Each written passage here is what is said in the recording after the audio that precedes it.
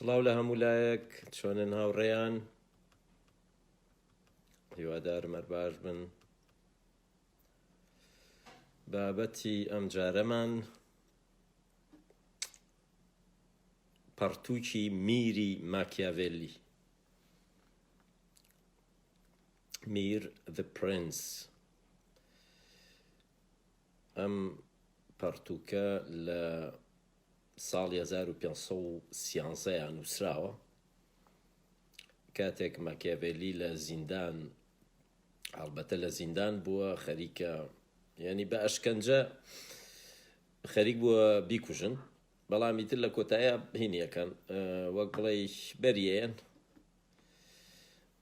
واستاکە ئیتر بەریێن، دوایی ئیترە چێتەوە ماڵەکەی خۆی لە گوندێکە، لەو گوندە ئیتر نایەتە دەرەوە تا ئەم کتێبە نووسێت. ئەم کتێبەی بۆچی نووسیوە؟ بۆ میری فلۆرانس نووسیوێتی، میری فلۆرانس کە فلۆرانس ئەلبەتە ئیتالیەکان ئەڵێن فۆرێنزی، هینێکە کۆمارێکە. ئەو کاتە ئیتالیا لەو سەردەبەیە لە سەدەی شانزەیە ئیتالیا کۆمەڵێک میرنشین بووە، یەکگرتوو نەبووە، یەکگرتووی لە دەستداوە، کۆمەڵی میرنشین بووە بە بەردەوامی شەڕی یەکیان کردووە.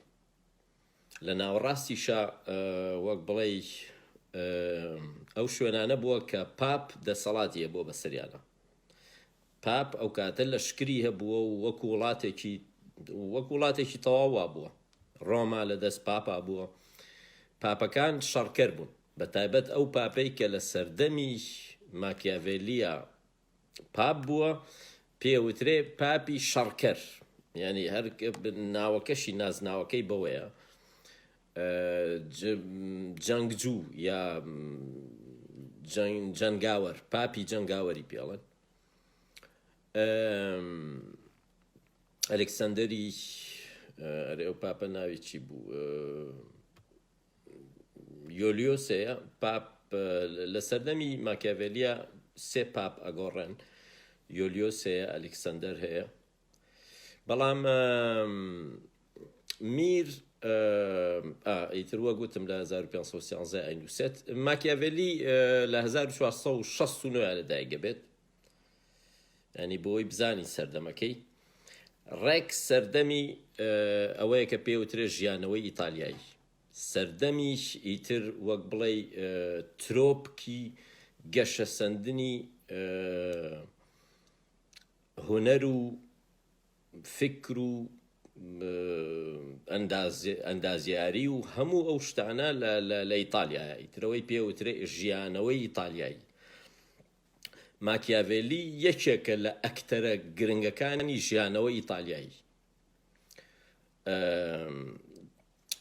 بە تایبەت فلۆرانس، ئەو شارەی ئەو بە ئیتر بە وەکو بڵێیت وەک چۆن لە سەردەمی ئەتوانین بڵێین ئەوەی کە پێوترێ سەردەمی زێڕینی ئیسلام، لە سەردەمی عەباسیەکانە بەغدا پایتەختی دنیا بووە، لەو سەردەمەشە فلۆرانس پایتەختی دنیاە، ینی پایتەختی هونەر و بە تایبەت چونکە فلۆرانس بەدەست بنەماڵەیەکی گەورەوەیە، ئەوە لاوی تایبەتی لەسەرەکە مێدیسیسەکان. بنەماڵەی مێدیسیس ئەوانن کە دەسەڵاتدارن لە فلۆرەنسا، ئەوانن وەک بڵێ ژیانەوەی ئیتالیایی ئەوان دروستیەکەن. ئەو بنەماڵەیە بانقیان هەبووە، یەکەمین گرنگترین گەورەترین بانقی ئەوروپایە، بنەماڵەیەکی بازرگان بوون بە پێچەوانەی سەرمایەداری کوردەوە. کێشەی گەورەی سەرمایەداری کوردەوەیە جاشە، یعنی هینە نیشتیمانی نییە. بەڵام ئەم وڵاتانەی ئەوروپا کێ بنیادی ناون؟ سەرمایەدارە گەورەکان کە زۆر نیشتیمان پەروەر بوون. جیاوازی کورد و نەتەوەکانی ئەوروپا یا تەنانەت فارس و عەرەب و تورک ئەوەیە، سەرمایەدارەکانی ئێمە هینن وەک بڵێ جاشی داگیرکرد. یعنی بۆ نمونە فلۆرانس کە بەدەست بنەماڵەی مێدیسیسەوە بووە، مێدیسیس شارەکەیان کردووەتە پایتەختی هونەری سۆفت پاوەر ئەوان دروستیان کردووە، یعنی زۆر نیشتیمان پەروەەر بوون لای ئەوان. ئیتالیا ئیتر گرنگترین شت بووە بە تایبەت فلۆرانس هەموو شتێکیان لە پێناو ئیتالیایە کردووە. تەنانەت دوو کچی ئەو بنەماڵەیە بوونەتە شاژنی فەڕەنسا، یعنی کچەکانیشیان هەر بەو مەبەستە بەشوداوە کە ئەبوو لەگەڵ بەشویان بن لەگەڵ دەسەڵاتدارە گەورەکانی ئەوروپایە. بەو شێوەیە خزمەتیان دروست کردووە لەگەڵ پاشاکانی پاشا ئیسپانیا، فەڕەنسا، ئەڵمانیا، ینی لەگەڵ هابسبورگەکانە. ئەو دوو بنەماڵەیە لە ڕاستیە ئەگەر بیان ناسین ئەوروپا ناسین، هابسبورگەکان و مێدیسیسەکان. هابسبورگ نەمسایی و ئەڵمانین، ئیتر کە چەندین کەس لەو هابسبورگانە تەنانەت بوونەتە پاشای بریتانیاشیان بەدەست بووە. یعنی ئەو دوو بنەماڵەیە وەک بڵێ ماوەیەک ئەوروپایان بەدەست بووە. بنەماڵەی مێدیسیس لەو کاتەیە دەسەڵاتدار بوون کە ماکیاڤێل لەدایکە بێ، بەڵام لە ساڵی 1494 وابزان لە ساڵی 1492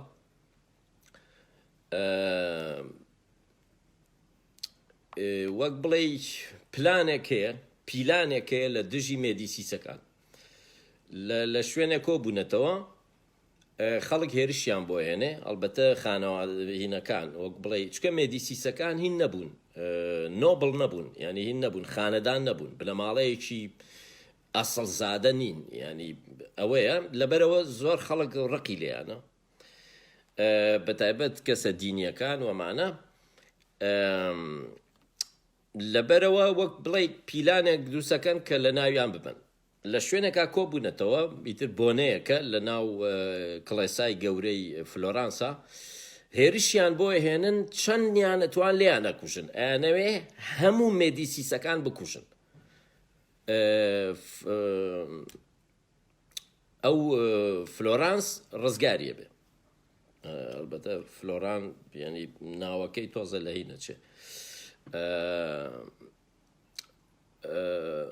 ئەو ڕزگاریە بێت، بەڵام ئیتر فلۆرانس، شاری فلۆرانس ئەکەوێتە دەست کەسێکەوە کە کەسێکی ئاینیە. ئیتر ئەو کاتە تیۆکراسی دامەزرێنێ، دەسەڵاتێکی ئاینی، تابلۆە سووتێنێ، هەموو بەرهەمە هونەریەکانە سووتێنێ. ئیتر وەکو ئەوەیە، وەکو هەڵەبجە، ڕێک وەکو چۆن هەڵەبجە کەوتە دەست بزوتنەوەی ئیسلامی، فلۆرانسیش ئەکەوێتە دەست.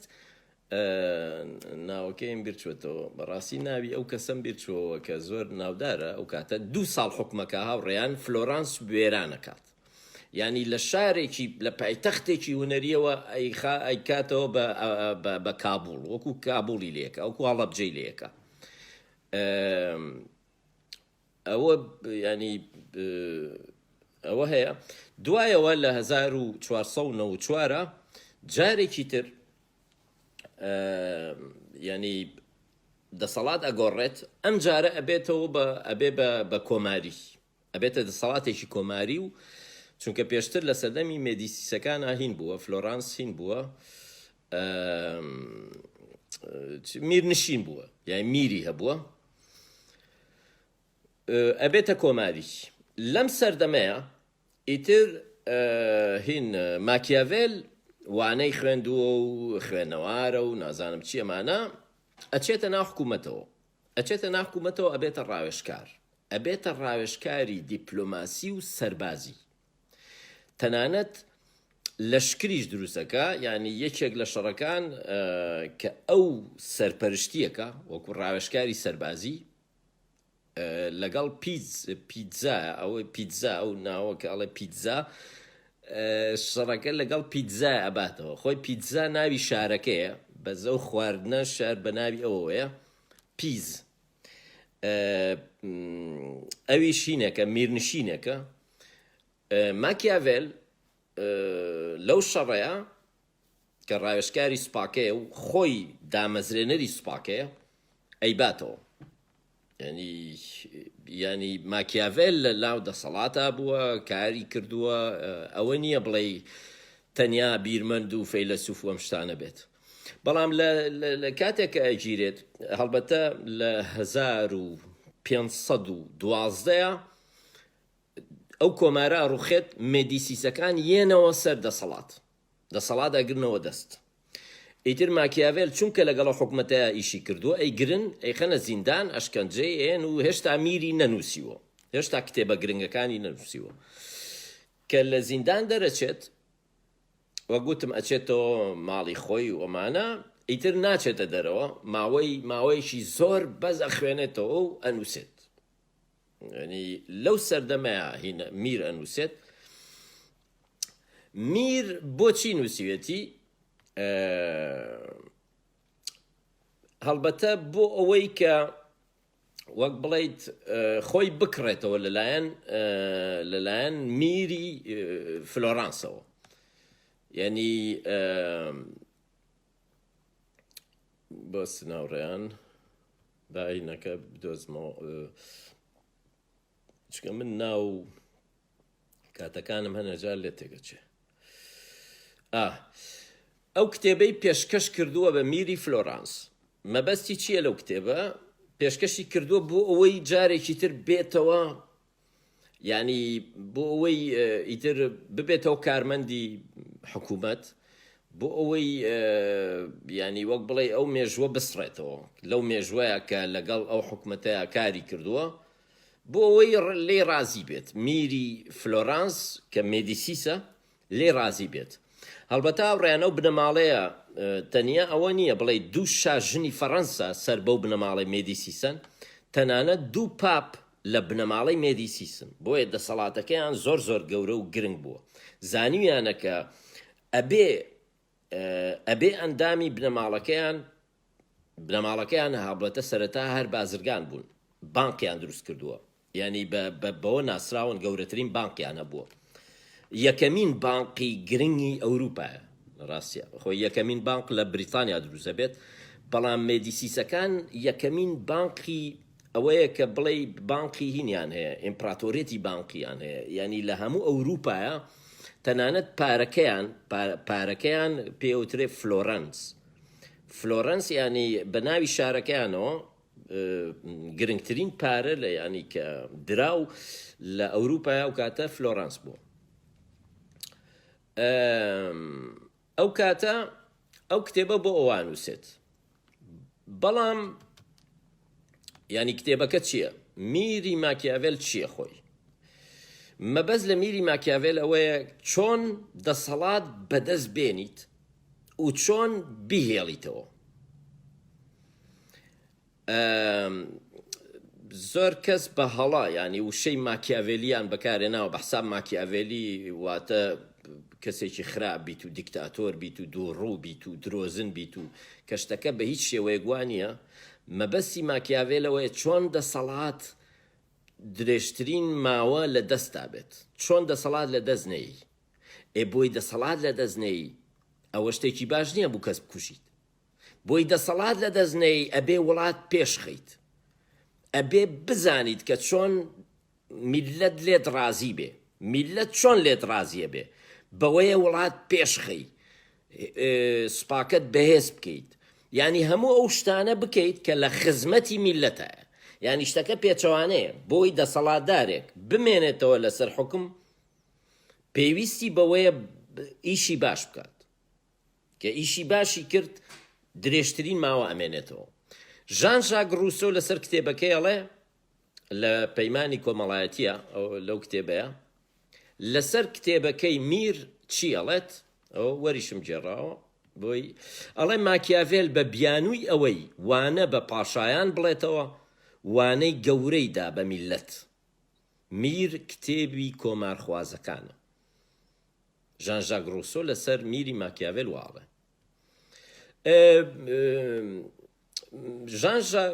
ماکیاڤێل بەچی ناوبانگە؟ بەوەی کە دامەزرێنەری ئەوەی کە پێوترێ زانستی سیاسی مۆدێرن، ینی ئەوەی کە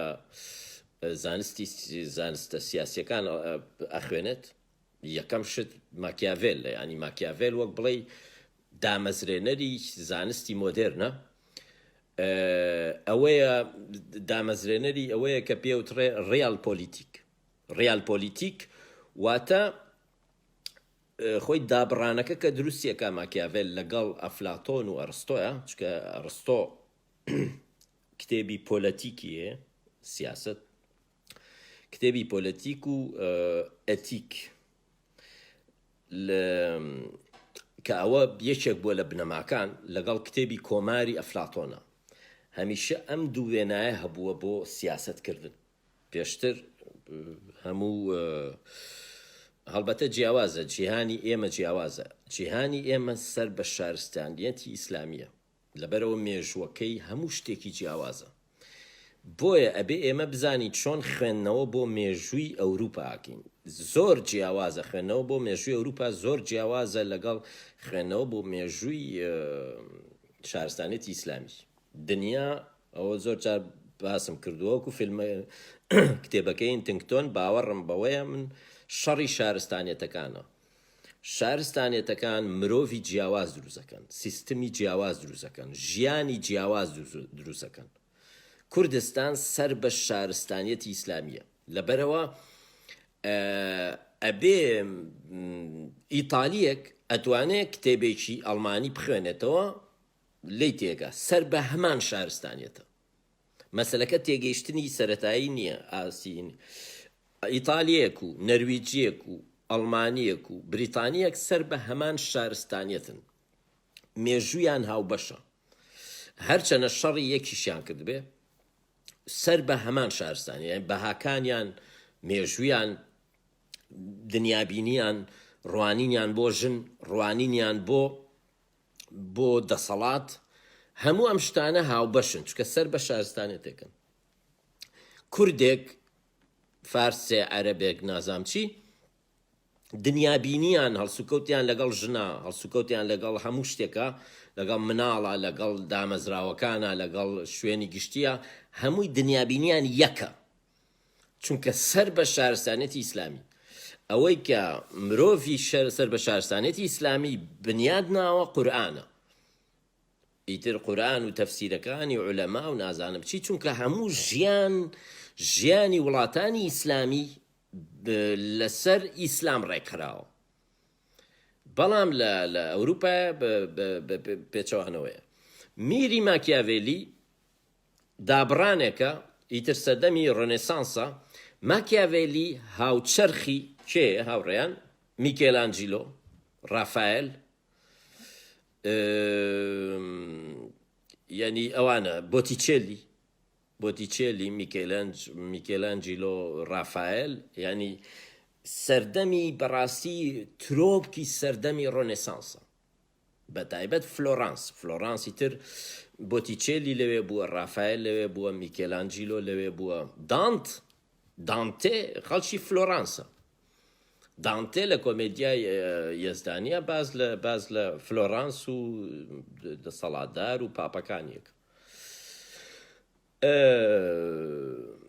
دامەزرێنەری ئەوەیە کە پێڵێن ڕیال پۆلیتیک چییە ئەوەیە کە تۆ ئەفلاتۆن بۆ نمونە لە کۆمارە هینە ئایدیالیستە کۆمار باز لە یۆتۆپیایەکەکە یۆتۆپیاش شتێکی ئایدیالیستە یعنی ئەبێت چۆن بێت وڵات ئەبێت چۆن بێت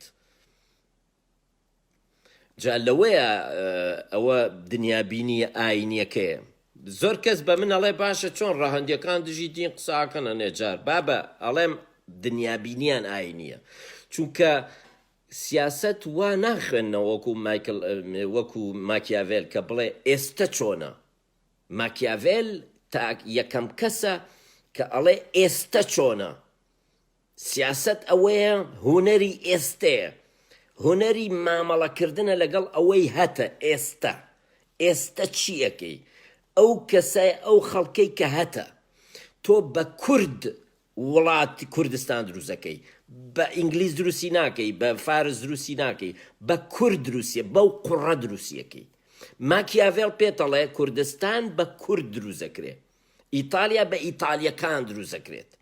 لەبەرەوە تۆ ناتوانانی سویسرا بە کورد دروست بکەیت، بە کورد هەرەوە دەرەچێت کە کوردستانە. بە ئەفغانی تۆ هەرەتوانی ئەفغانستان دروست بکەیت. ئەگەرەتەوێ ئەفغانستان بگۆڕیت ئەبێ ئەفغانیەکان بگۆڕیت. ئەوەی کە ڕوویاوە لە فلۆرەنس مێدیسیسەکان ئەوەیان کرد لە ڕێی هونەر و لە ڕێی دامەزرێنەری سۆف پاوەرن لای من مێدیسیسەکان. یەکەم جارە کە هونەر فکر بەکار بێت، مێدیسیسەکان پارەیان بە هەموو داهێنەرانەیە کە بێنە فلۆرانس، کە فلۆرانس ئەگەر هاوڕێیان بڕۆن ینی شارێکە هەر ئەوەی کە ڕۆمانوسێکی فەڕەنسی هەیە ستاندال، شتێکێ پێوترێت سەندرۆمی ستاندال. سەندرۆمی ستاندال چییە؟ ستاندال کە ئەچێتە فلۆرانس تووشی شۆکە بێت، شۆکێکی گەورە لە هەموو ژیانیا، چونکە ئەڵێ کە ئەچیتە شوێنێک کە گەنجینەکە زۆر بوو لە ڕووی دەرونیەوە زۆر قورسە، وەکو ئەویش فەرات پیرباڵ تووشی بووە. فەرات پیرباڵ کە ئێتە فەڕەنسا، زانستەکە، کرانەوەکە، مرۆڤ ناسیەکە ئەوەندە گەورەیە تووشی سەندرۆمی ستەندالە بێت. فەرات پیرباڵ شێت نابیت بەڵام قورسە بۆ تۆ، بۆ تۆی پێنجوێنی، هەولێری، سلێمانی، کەلاری، هەورامی قورسە ئەوروپا. لەبەرەوە بەگ تووشی بەگە بیان کۆمپیوتەر تووشی بەگە بێ. ئەوەیە سەندرۆمی ستەندال کە ئەچیتە شوێنێک زۆر دەوڵەمەندە، لە هەموو ڕوویەکەوە دەوڵەمەندە. ئێستا تۆ ئەچیتە ڕۆما بۆ نمونە، کە ئەچیتە ڕۆما هەموو کۆڵانێکی مێژووە، ئەرشیتێکتە، هونەرە، ینی ئەوەندە بەرهەمی مرۆڤەکان گەورەیە مێشکە قبوڵی ناکە. تۆیە کە لە هەموو ژیان تا کتێبێکی نەخوێنێتەوە، لە هەموو ژیان تا بینایەکێ نەبینیوە کە لە ڕووی ئەرشیتێکتری بین بێت، بۆ شتێکی ناوبانگ بێت. ئەچیتە ڕۆما هەموو شتێکی داهێنراوێکی گەورەیە. ئەمە تووشی شۆک دەکا، شۆکێکە ئەمە هینێکی دەرونیە، پێوترێ سەندرۆمی ستەندال، وەکو چۆن سەندرۆمی ستۆکۆڵمەیە، سەندرۆمی ستەندالی پێڵێن. ئەوەی فەرات پیرباڵ تووشی بووە، ئەوەی زۆرینەی نووسەرانی کورد تووشیە بن. تەنیا ئەوانە تووشیە نابن کە مێشکیان دائەخەن لە بەرامبەر پێشکەوتنەکانی ئەوروپایە. زمان زۆر فێر نابن، ناچن، ینی هەر بە عەرەبیە خوێننەوە، هەر بە فارسی، وەکو بەختی عەلی هەر بە عەرەبی بخوێنەوە، هەر بە فارسی، بۆی زۆر تووشی ئەو هینە نەبیت. دەرگای خۆت مەکەرەوە بۆ ئەڵمانیا. لە ئەڵمانیا بژی بەسەر ڕۆمان بنووسە لەسەر مەڵکەنی، بە زمانی هەر بە مەڵکەنی ڕۆمان بنووسە، بۆی بەرگەی ناگرێ. ئەویش وەکو فەرات پیرباڵی لێ بەرگەی ناگرێ.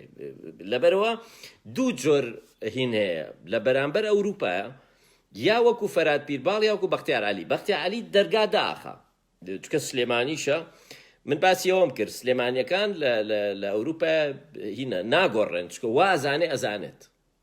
سلێمانیەکە ئەوەی هەیە لەبەرەوە دەرگا داخە، مێشکی داخە. سلێمانیەکە 700 ساڵ لە ئەوروپا بژی، تەنیا جلەکانی دایمە لەسەر مۆدە ڕێگەڕوا، بەڵام عەقڵی لە حەفتاکانە ماوەتەوە. بەڵام هەولێریە کەیت ئەگۆڕێت، بە تەواوی ئەگۆڕێت. هەولێریەکە یا شێتە بێ یا پێشەکەوێت. هەولێریەکە کە هەیە بۆ ئەوروپا یا هەورامیەکە، یاوەکو فەرات پیرباڵی لێ شێتە بێ یا پێشەکەوێت. چونکە هەولێریەکە ئەڵێ من نازانم، باوەڕی بەوە نییە بزانێت، هینیشە ئەزانێت، هەولێریەکە ئەزانێ نازانێ، بەڵام سلێمانیەکە نازانێ، سلێمانیەکە وا ئەزانێ. لەبەرەوە ئەڵێ من لە ئەوروپیەکان زۆرتر ئەزانم، پێویستم بە هیچ نییە فێری بم، هیچ لەم ئەوروپیانە فێر نابم. من لە هەمویان من سلێمانی پاریسی چییە؟ لەندەنی چییە؟ هۆڵەندی فێریشتم کە من سلێمانی هۆڵەندی چی؟ یعنی تێگەنەوە ئەقلێتە. ئەوە بەختیار عەلی یا هەرچەنە مەریوانی وریاقانە بە ئەسڵ سلێمانی نییە بەڵام ئەو هەروەکو سلێمانیە گوێ لە پیاوە هەر ماوەتەوە لە هەفتاکانە ماوەتەوە مەریوانی وریاقانە لە هەفتاکانە ماوەتەوە هەر وازانێ ئێستش پارتیە ئێستش نێ بە مەلا مستەفایە هاوڕێ ئێستش وتارە نووسێ ڕەخنە لە مەلا وازانێ ماوە ئێستا مەریوانی وریاقانی وازانێ مەلا مستەفا ماوە هاوڕێیان باوەڕ بکەن یان بڕۆن بیخێنەوە وا ئەزانێ مەلا مستەفا ماوە وا ئەزانێ هینە هەفتا و یەکە بەیانی 11 ئازارە ئێستش مەریوانی وریاقایان ڕەخنە لە بەیانی 11 ئازارەگرێ یعنی ئەمە باشە تۆ لە میری ماکیاڤێلیەوە چۆن چوویتە سەرەوە بەس هاوڕێیان با بگەڕێمەوە سەر باسەکە کابرا ئیتر سکرتێری شانسلەرە ماکیاڤێل لە 1498ەوە هەتا 1512 هەتا ڕووخانی کۆمار گەڕانەوەی مێدیسیسەکان گەڕانەوەی بارزانیەکان بۆ میرنشینی فلۆرانس ئەوەیە ئیتر خۆی هین ڕاوێژکاری دیپلۆماسی چییە میر ئەینێرێ بۆ لای پاپ ئەینێرێ بۆ لای پاشای فەڕەنسا یعنی هەموو پیاوە گەورەکانی ئەوروپای ناسیوە بەهۆی ئەو ئیشەیەوە چکە کارمەندی هین بووە هاوڕێیان مەسینە هەڵگر بووە هینە ماکیاڤێل مەسینە هەڵگری دەسەڵات بووە کۆیلەی دەسەڵات بووە وەکو هەموو داهێنەرە گەورەکان وەکو هەموو فەیلسوفەکان ئەرستۆ مەسینە هەڵگری ئەسکەندەری گەورە بوو ئەرستۆ هین بوو کۆیلەی دەسەڵات بوو کۆیلەی ئەسکەندەری گەورە بوو تێگە ناڕێیان ئەمانە وڵاتی خۆیان دروست کردووە لەوە نەترساون ئێستا خەڵک بڵێ ماکیاڤێل مەسینە هەڵگری نازانم چی بووە لەوە نەترساون وڵاتی خۆیان دروست کردووە بیرمەند و هونەرمەندی ئەوروپی چوونەتە دەسەڵاتەوە ئەو وڵاتیان دروست کردووە بە تایبەت سەرمایەدارەکانیان ڤیدۆی تایبەت دەکەم لەسەر بنەماڵەی مێدیسیس پۆپ ژیلی دوو ئەوەی یولیوس ژیلی دوو کە لە ساڵی 1513 ئەبێتە پاپ ئەوەیە کتێبەکە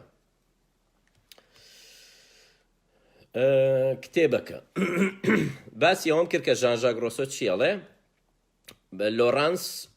لۆرانس نەک فلۆرانس مێدیسیسەکە ئەوەی کە ئەبێتە میری فلۆرانس ناوی لۆرانسە ئەوە بە هینی نەکەم لۆرانسی مێدیسیسی پێڵێن ئەم کتێبە پێشکەش کراوە بە لۆرانسی مێدیسیس و بەتایبەت بۆ ئەوی نووسیوە وەکو دەفتەرچە نووسوێتی لە ڕاستیە مەبەستیەوە نەبووە چاپ کرێت وەکو دەفتەرچەیەک نووسوێتی بۆ بهین وەکو چی پێڵێن ڕەچەتەیەک وەکو هینە ڕەچەتە ناین چی پێڵێ هاوڕێیان کتێبی ها کتێبێک بۆ خواردن نازام چی پێڵێ و جۆرە کتێبە گاید ئینگلیزی پێڵێ گاید وەکو گایدێک نووسوێتی یعنی بۆ هینێک چی پێڵێن لای خۆمان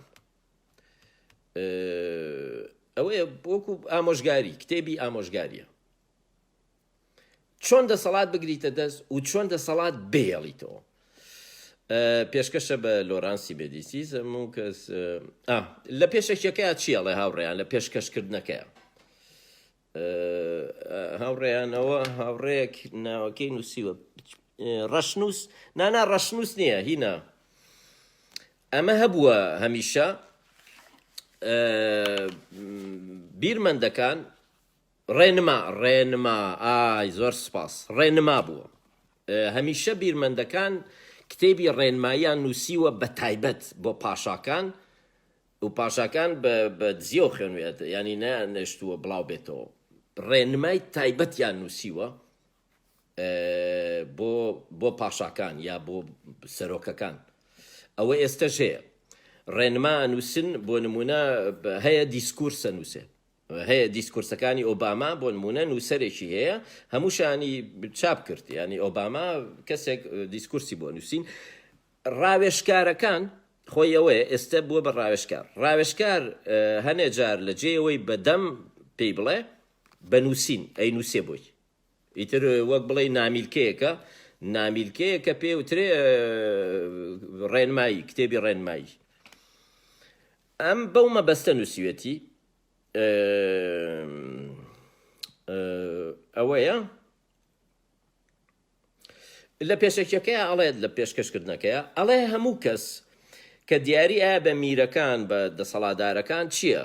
بە نرخترین شتی خۆیەتی خەڵک ئەسپ بەبەخشێتە دەسەڵاتدارەکان هینیانەیە تێنە ئاڵتون بەرهەمی نازانم باخەکەی میوەی بۆیێنێ ها زووا بووە و ڕێیان کە ئەچین بۆ سلێمانی بۆ لای خزموشت میوە ئیتر باشترین میوەی لای خۆتانەها لە سەبەتەیەک ئایتر ئەوە بردها بە کەرەکەەوە ها لەو کەرە بەم پیاتی ئیتر بەو کەرەوە ئەچوین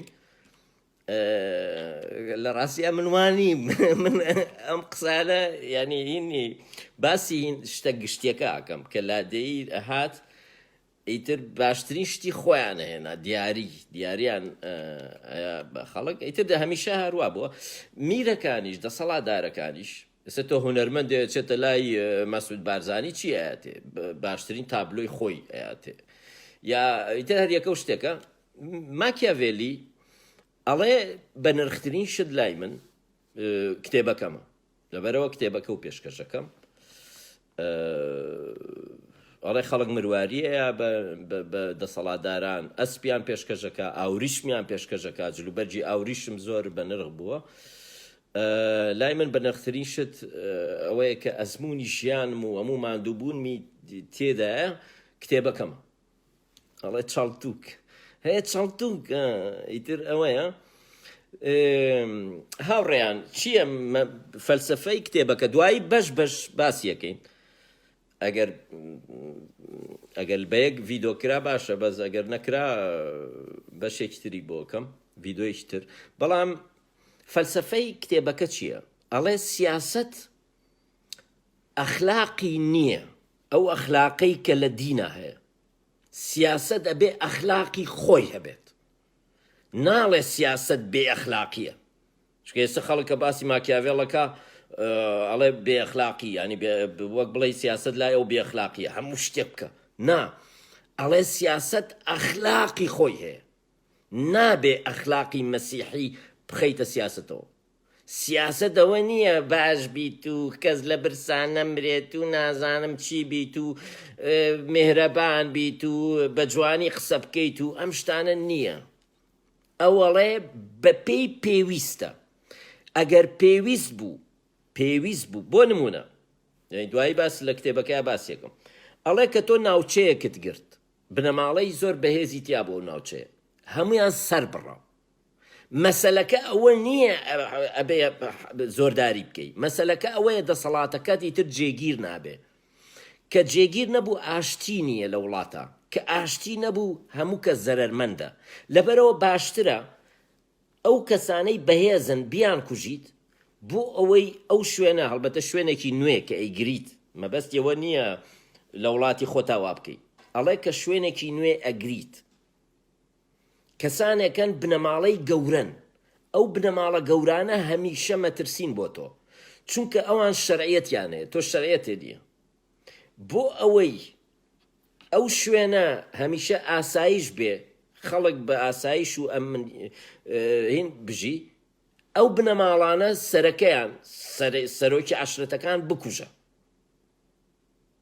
بۆ نمونە یعنی نمونە ئەوە نمونە بۆ نمونە ئەڵێ هینە ئەڵێ کە شوێنێکە گری دوایی هاوڕێیان نمونەکانتان پیشانەین هەرچی دیکتاتۆرە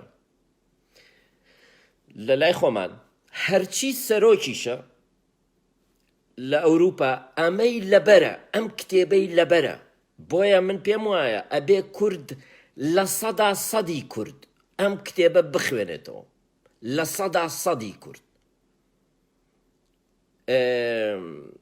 چونکە کێشەی کورد ئەوەیە ئەو مۆراڵەیە ئەمەیان تازە کردەوە ڕەهەندیەکان بۆچی منەوە نەباسی ڕاندیەکانەکەم چکە تاوانەکەیان زۆر گەورەیە ینی ئەوەی کە کردویانە هەڵبەتە بە نائاگات چکە ئەوەندە عەقڵیان نییە بڵێ بە مەبەست کردویانە مۆراڵیان هێنایەوە سیاست ئەڵێ پارتی بۆچی خراپە لەبەرەوە ڕۆژنامەوان نەکوژێ ئەوە کەی خراپەیە مەسەلەکە ئەوەیە ئایا تۆ ینی ئایا وڵات پێشەخات ئایا سوپای بەهێز کردووە؟ ئایا وڵاتەکەی گەورەتر کردووە؟ ئایا ئازادی ڕۆژنامەوانی زۆرترە، بەگشتی زۆرترە یا کەمترە؟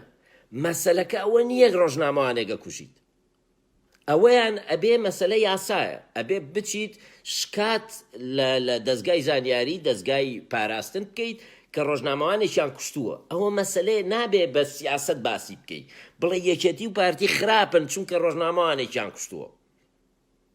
ئەگەر یەکێتی و پارتی هەرچی ڕۆژنامەیە دای بخەن ئازادی قفڵ بکەن ئەو کاتە کێشەیە، ئەو کاتە کێشەیە بۆ خۆیان.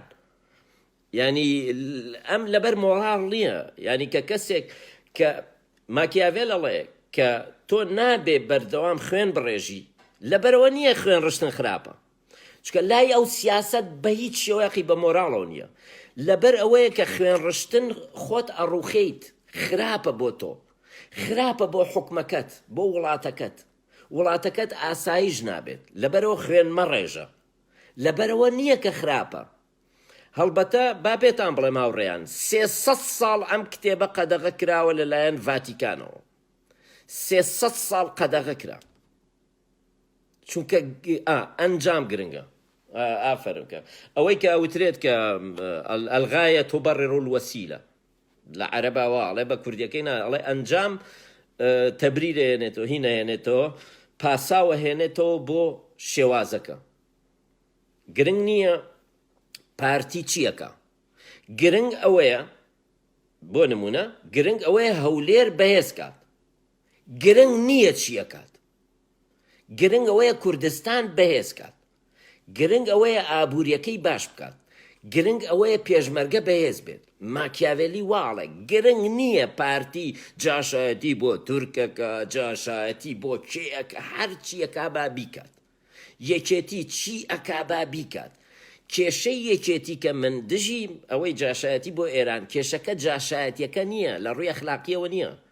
ئەڵێم ئەبوو لاهور ئەو هێزەی خۆی کێشەکە لە هێزەکەیان نییە، ئەبوو هەموو پارتیە وەکو لاهور بێت، هەموو کوردێک ئەبوو وەکو لاهور بێت. کێشەکەوەی لاهور هێزی خۆی خستۆتە خزمەتی دوژمن. کێشەکە ئەوەیە، کێشەکە ئەوەیە کە ئاڵا تاڵەبانی یا سروە عەبدولواحید خزمەتی دوژمنەکەن. کێشەکەمەوە نیە ئەخلاقی وشت نییە، ئەوان ژنن ئازادن، دەستیان خۆش بێ هەرچیەکەن بابیکەن، لە ڕووی ئەخلاقی وشتی واوە نییە ڕەخنەی من لەوانە. بۆیە قەت بە ژنێک ناڵێم قەحبە، من بە پیاوەڵێم زۆرتر، چونکە ئەوەی کە ئیکەن زۆر باشە. ئەبوو هەموو ژنێکی پارتی وەکو سروە عەبدولواحید بووە، لە ڕووی ئێنەرجیەوە، لە ڕووی سەربەخۆییەوە، لە ڕووی قسەکردنەوە، بەڵام ئەبوو لە خزمەتی کووردا بووە. ئەمە جیاوازیەکەیە. مێدیسیسەکان کە بانقیان هەبووە، کە سەرمایەداری گەورە بوون، لە خزمەتی وڵاتیان نابوون. بەڵام فاروقی مەلا مستەفا تاکە ینی ئەکرا کورد بکاتە ساڵ بکە لە عێراقا، هەر بەهۆی هینەوە، ئەو هینی تەلەفونەوە چی پێڵە ئاسیاسیڵ، ئەبوو بە ئاسیاسیڵ عێراق بخاتە خزمەتی کوردستانەوە، کەچی ئاسیاسیڵی خستە خزمەتی عێراق. ئاسیاسیڵ خۆی بەدەستی ئەوە نەجاشە کورد، سەرمایەداری کورد ئەوە نەجاشە، ئاسیاسیڵی دایە دەست عێراق، باوکە عێراقی، باوکە عەرەبەکانی. خیانەت ئەوەیە، خیانەت لە ئێستەیە ئەوەیە ئاسیاسیڵ بدەیتە دەست دوژمن، چکە ئاسیاسیڵ واتە ناو مێشک و دڵی هەموو کوردێک، جاسووسێکە لە ناو گیرفانی هەموو کوردێکە. هەر مۆبایلێکی ئاسیاسیڵ عەرەبێکە لە گیرفانتا، هەر کچێکی سلێمانی عەرەبێک لە گیرفانیایەتی. ئاسیاسیڵ بەغدایە، عێراقە لە ناو گیرفانتا. ئەوە خیانەتە. خیانەت وەکو چۆن بۆ نمونە ئێستا بڕۆ بۆ ئۆتۆمبیلی ڕۆنۆ یا ئۆتۆمبیلی نازانم فێراری لە ئیتالیا، هەر کەس نهێنی فێراری بباتە دەرەوە، گەورەترین خیانەتە، یەکسەرەی کوژن لە ئیتالیایە. خیانەت تەنیا ئەوە نییە کەرکووک بفرۆشی، فاروقی مەلام سەفا خیانەتەکەی کەمتر نییە لەوەی لاهور، زۆر گەورەترە. یعنی ئەمەیە کە ماکیاڤێل کێشەی ئەخلاقی نییە لەگەڵ فاروقی مەلام سەفا، کێشەکە ئەخلاقی نییە، کێشەکەەوە نییە لاهور جاشە و خۆهینە، کێشەکەەوەیە جاشی دوژمنە و جاشایەتیەکەی زەرەری لە سلێمانیەوە سوودی نەگەیاندووە. کێشەی جاشایەتی یەکێتی زەرەریاوە، بەڵام جاشایەتی پارتی سوودی هەبووە بۆ هەولێر، بۆ زۆنەکەی خۆی. ئەمەیە ئەگەر لە ڕووی ماکیاڤێلیەوە سەیریکەین، من بۆیە کێشەم نییە لەگە پارتیە، چکە کێشەم ئەخلاقی نییە. بەگشتی وا لێکی ئێمەوە لە ڕووی ماکیاڤێلیەوە، بۆیە خەڵک زۆر کەس تێناگا، ئەڵێ باشە پارتی بێ ئەخلاقترە لە یەکێتی، پارتی لە نازامچی، بۆچی تۆ دیفاع لە پارتیەکەی؟ تۆ تێناگەیت. کێشەم لەگەڵ نەوەی نوێ ئەخلاق نییە، وەرچەنە بە نوکتە ئاڵێم نەوەی حیز و نازام چیوەوانە. کێشەکەمەوەیە گانەکە بە عێراقیەکە هەیات. کێشەم گاندان ئازادیەکی پیرۆزە. کێشەم نییە لە نەوەی نوێ گاندەرن، کێشەمەوەی گان بە عەرەبەیە. من نەمیز گان بە سلێمانیەکەی خۆمان بن، نازام بە گۆڕان، بە یەکێتی، بە پارتی، بەس تۆ چی بە عێراقیەی؟ واتە کێشەکە گاندانەکە نییە. نەوەی نوێ بێت لە من تێبگا کە من ئەڵێم نەوەی حیز، کێشەکەمەوە نییە حیزیت. تێگەی کێشەکەمەوەی گانەکە بە بێگانەی ئەو ناخۆشە بۆ ئێمە. بۆ بە بێگانی ماکیاڤێل پێی وایە نەوەی حیز، کێشەی نەوەی حیزەوە نییە کە گانێت. ماکیاڤێل پێی وایە کێشەکە ئەوەیە گانەکە بە بەغایەکانەیە، بە بەغدادیەکانەیە. ئامانجی دەسەڵات جێگیربوونە، جێگیربوون، جێگیری، چی پێڵێن؟ ئاسایش. ئامانجی دەسەڵات ئاسایشە، دابینکردنی ئاسایشە. کە ئاسایش هەبوو، بنیادنان هەیە، ئازادی هەیە، پێشکەوتن هەیە. ئامانجی دەسەڵات جێگیریە، یعنی جێگیری دابین بکە کە وڵاتەکە جێگیر بێت. جێگیر یعنی مەبەستەوەیە کە گەڕە لاوژەیتیان نەبێ و بێسەروبەری نەبێ و ئەمانە نەبێت، جێگیر بێت، وەکو هەولێر، وەکو زۆنی زەرد. ئەوە ئامانجی یەکەمە. چونکە تۆ من کە ئەپرسم زۆنی زەرد چۆنە، وەکو کوردێک بیر ناکەمەوە، وەکو مەسیحیەک، وەکو تورکمەنێک، وەکو ئێزەدیەک، ئەڵێم هەولێر چۆنە. خۆمە خەمە پێستی مەسیحیەکەوە، زۆر باشە. هەولێر بۆ من زۆر باشە، وەکو مەسیحیەک، وەکو ئێزەدیەک، وەکو کاکەیەک، وەکو زەردەشتیەک، وەکو بێدینێک، وەکو جوولەکەیەک. هەولێر بۆ من زۆر باشە. ئەوەیە ئەبێ ئاوا بێ ئاسایش بۆ هەمووان، نەتەنیا بۆ ئیسلامیەکان، چکە سلێمانی زۆر باشە بۆ ئیسلامیەکان. ئامانجی ئەوەیە نظام stability، فەڕەنسی ئینگلیز ئەڵێ stability. ئامانجی هەموو سیستمێک stabilityە، چکە stability بنەمایە بۆ دەوڵەمەندبوونی خەڵک، بۆ بازرگانی، بۆ ئازادی، بۆ هەموو شتێک. ئەوەیە. دوو فکرەش هەیە لە ڕووی فەلسەفیەوە. ئەم کتێبە هەڵبەتە وەگوتم دامەزرێنەری ئەوەیە کە پێوترێ زانستی سیاست، کە سیاسەتی تر لە ماکیاڤێلەوە ئەبێتە زانست، ئەیخوێنیت. ئەوە نییە ئیتر دەسەڵاتدارەکان وانەیان هەیە، وانەیان پێ ئەدرێتەوە. یعنی مناڵی هەموو پاشاکان ئەیان خەنە بەر خوێندن. خوێندنی چی؟ ینی هینیان بۆ هێن فەیلسوف و بیرمەند و ئەمانیان بۆ هێنن، چیان پێڵێنەوە؟ ئیتر ئەرستۆیان پێڵێنەوە، ئەفلاتۆنیان پێڵێنەوە. هەڵبەتە ماکیاڤێلی قەدەغەیەوە گوتم، بەدزیەوە ئەوترێتەوە. چونکە چۆنە هاوڕێیان سێرکەن کە ئەو کتێبە ئەنووسیت شتێکەیە لە ئیسلامیشا هەیە. بۆچی لە ئیسلاما ماکیاڤێلێک دروست نەبووە؟ چونکە لە ڕووی فەلسەفیەوە ئەوە کفرە تۆ بڵێیت دەسەڵاتدار چۆن، ینی وەکوێ دەستکاری قەدەر بکەیت. کەنیسە بۆچی ئەم کتێبە قبوڵ ناکات؟ چکە ئەوەیە ماکیاڤێڵ ئەڵێ چۆن بتانی دەسەڵات بکەیت، چۆن بتانی بمێنیتەوە، چۆن بتانی بە درێژترین خان درێژترین ماوە هین بیت کورسیەکە و هوەری کورسیە. یعنی ئەوەیە کە لە کوردستانە پێڵێن عیبە، ئەڵێ چۆن دەست بە کورسیتەوەگری. ماکیاڤێل سیاست تەنیا ئەوەیە چۆن دەست بە کورسیەکەتەوە بگری. گەورەترین ینی ئەوەی ئەوروپای دروست کردووە دەستگرتنە بە کورسیەکەتەوە.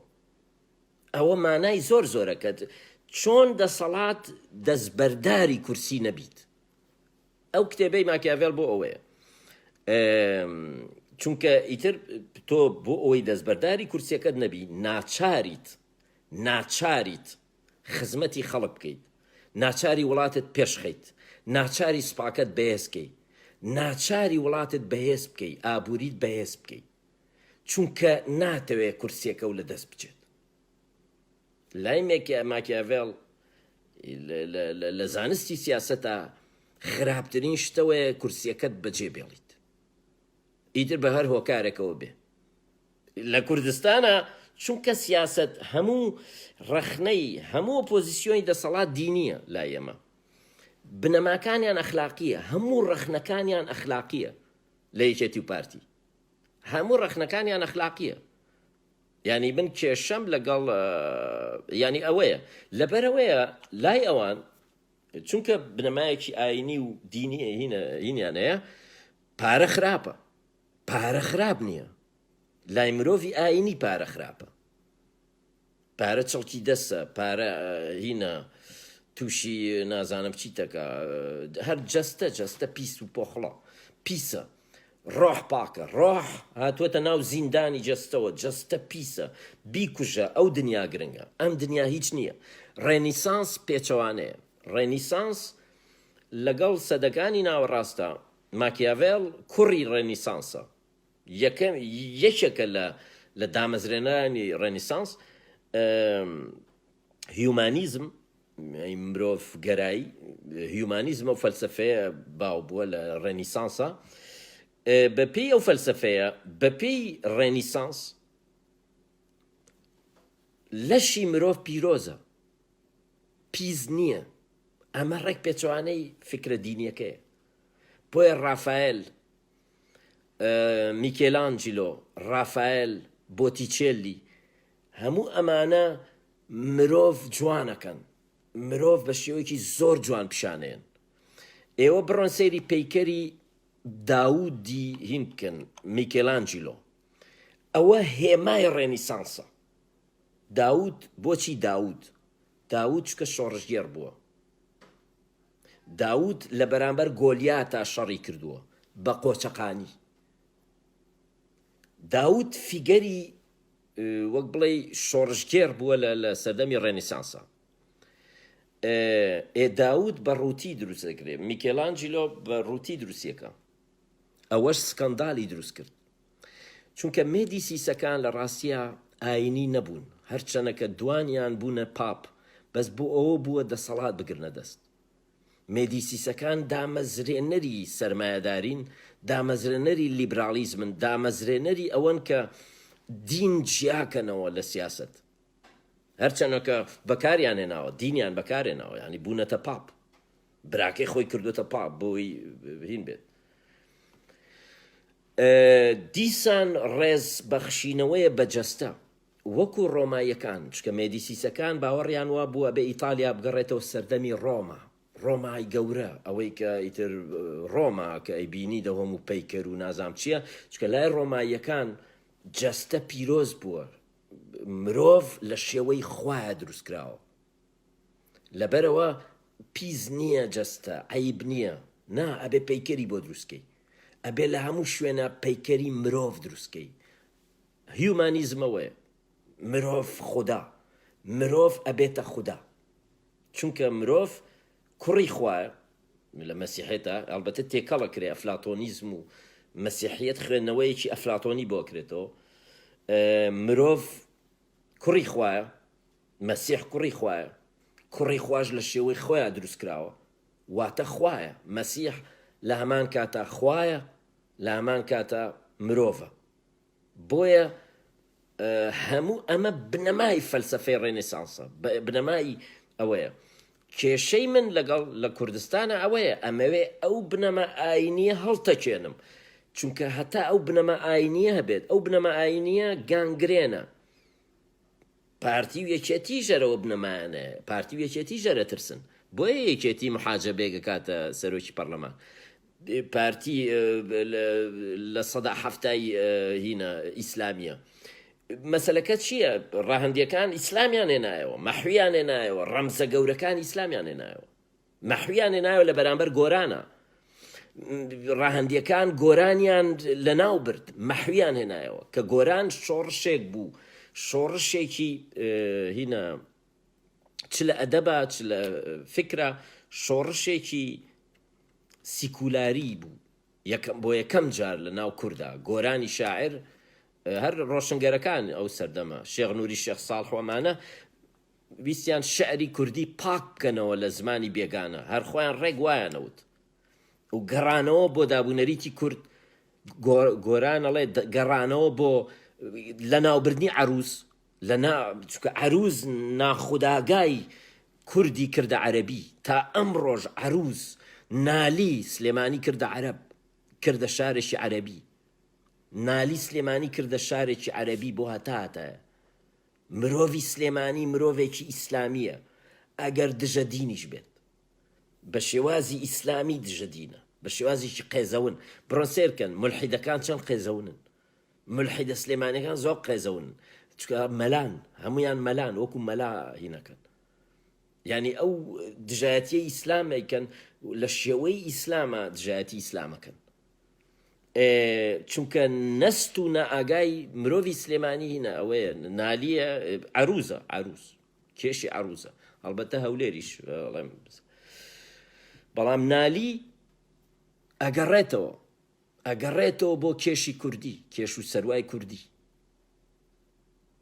ئەوە زۆر ینی گرنگە ئەوەیە ڕێنیسانس ئەوە بووە لە ئیتالیایە گەڕانەوە بۆ یۆنان بۆ ڕۆمای کۆن ڕخۆ ڕزگارکردن لە مەسیحەتی دواکەوتووی هینەکە ئەفغانی وەکوەوەیە کورد بێوێ بگەڕێتەوە بۆ زەردەشتێت بۆ مانی تو زۆرتر مانی بەڕاستی مانیش لە کوردستانە شۆڕشی کردووە و هەر لە کوردستانە کوژرا مانی نیەتی قووەتی تەسویری برۆی ئەو قەوسە بەدەستی متەنەفێز نەکشاوە مانی گەڕانەوە بۆ زەردەش بۆ مانی نازانم چی بۆ ینی ئەوەیە ڕێنیسانسی ئیتالی ئەوەیە گەڕانەوەیە بۆ ڕۆما و یۆنان لە ڕووی فەلسەفیەوە لە ڕووی هونەریەوە لە هەموو ڕوویەکەوە ئەمەش کێ کردوێتی کێ لە ژێریا بووە وەک بڵێ لە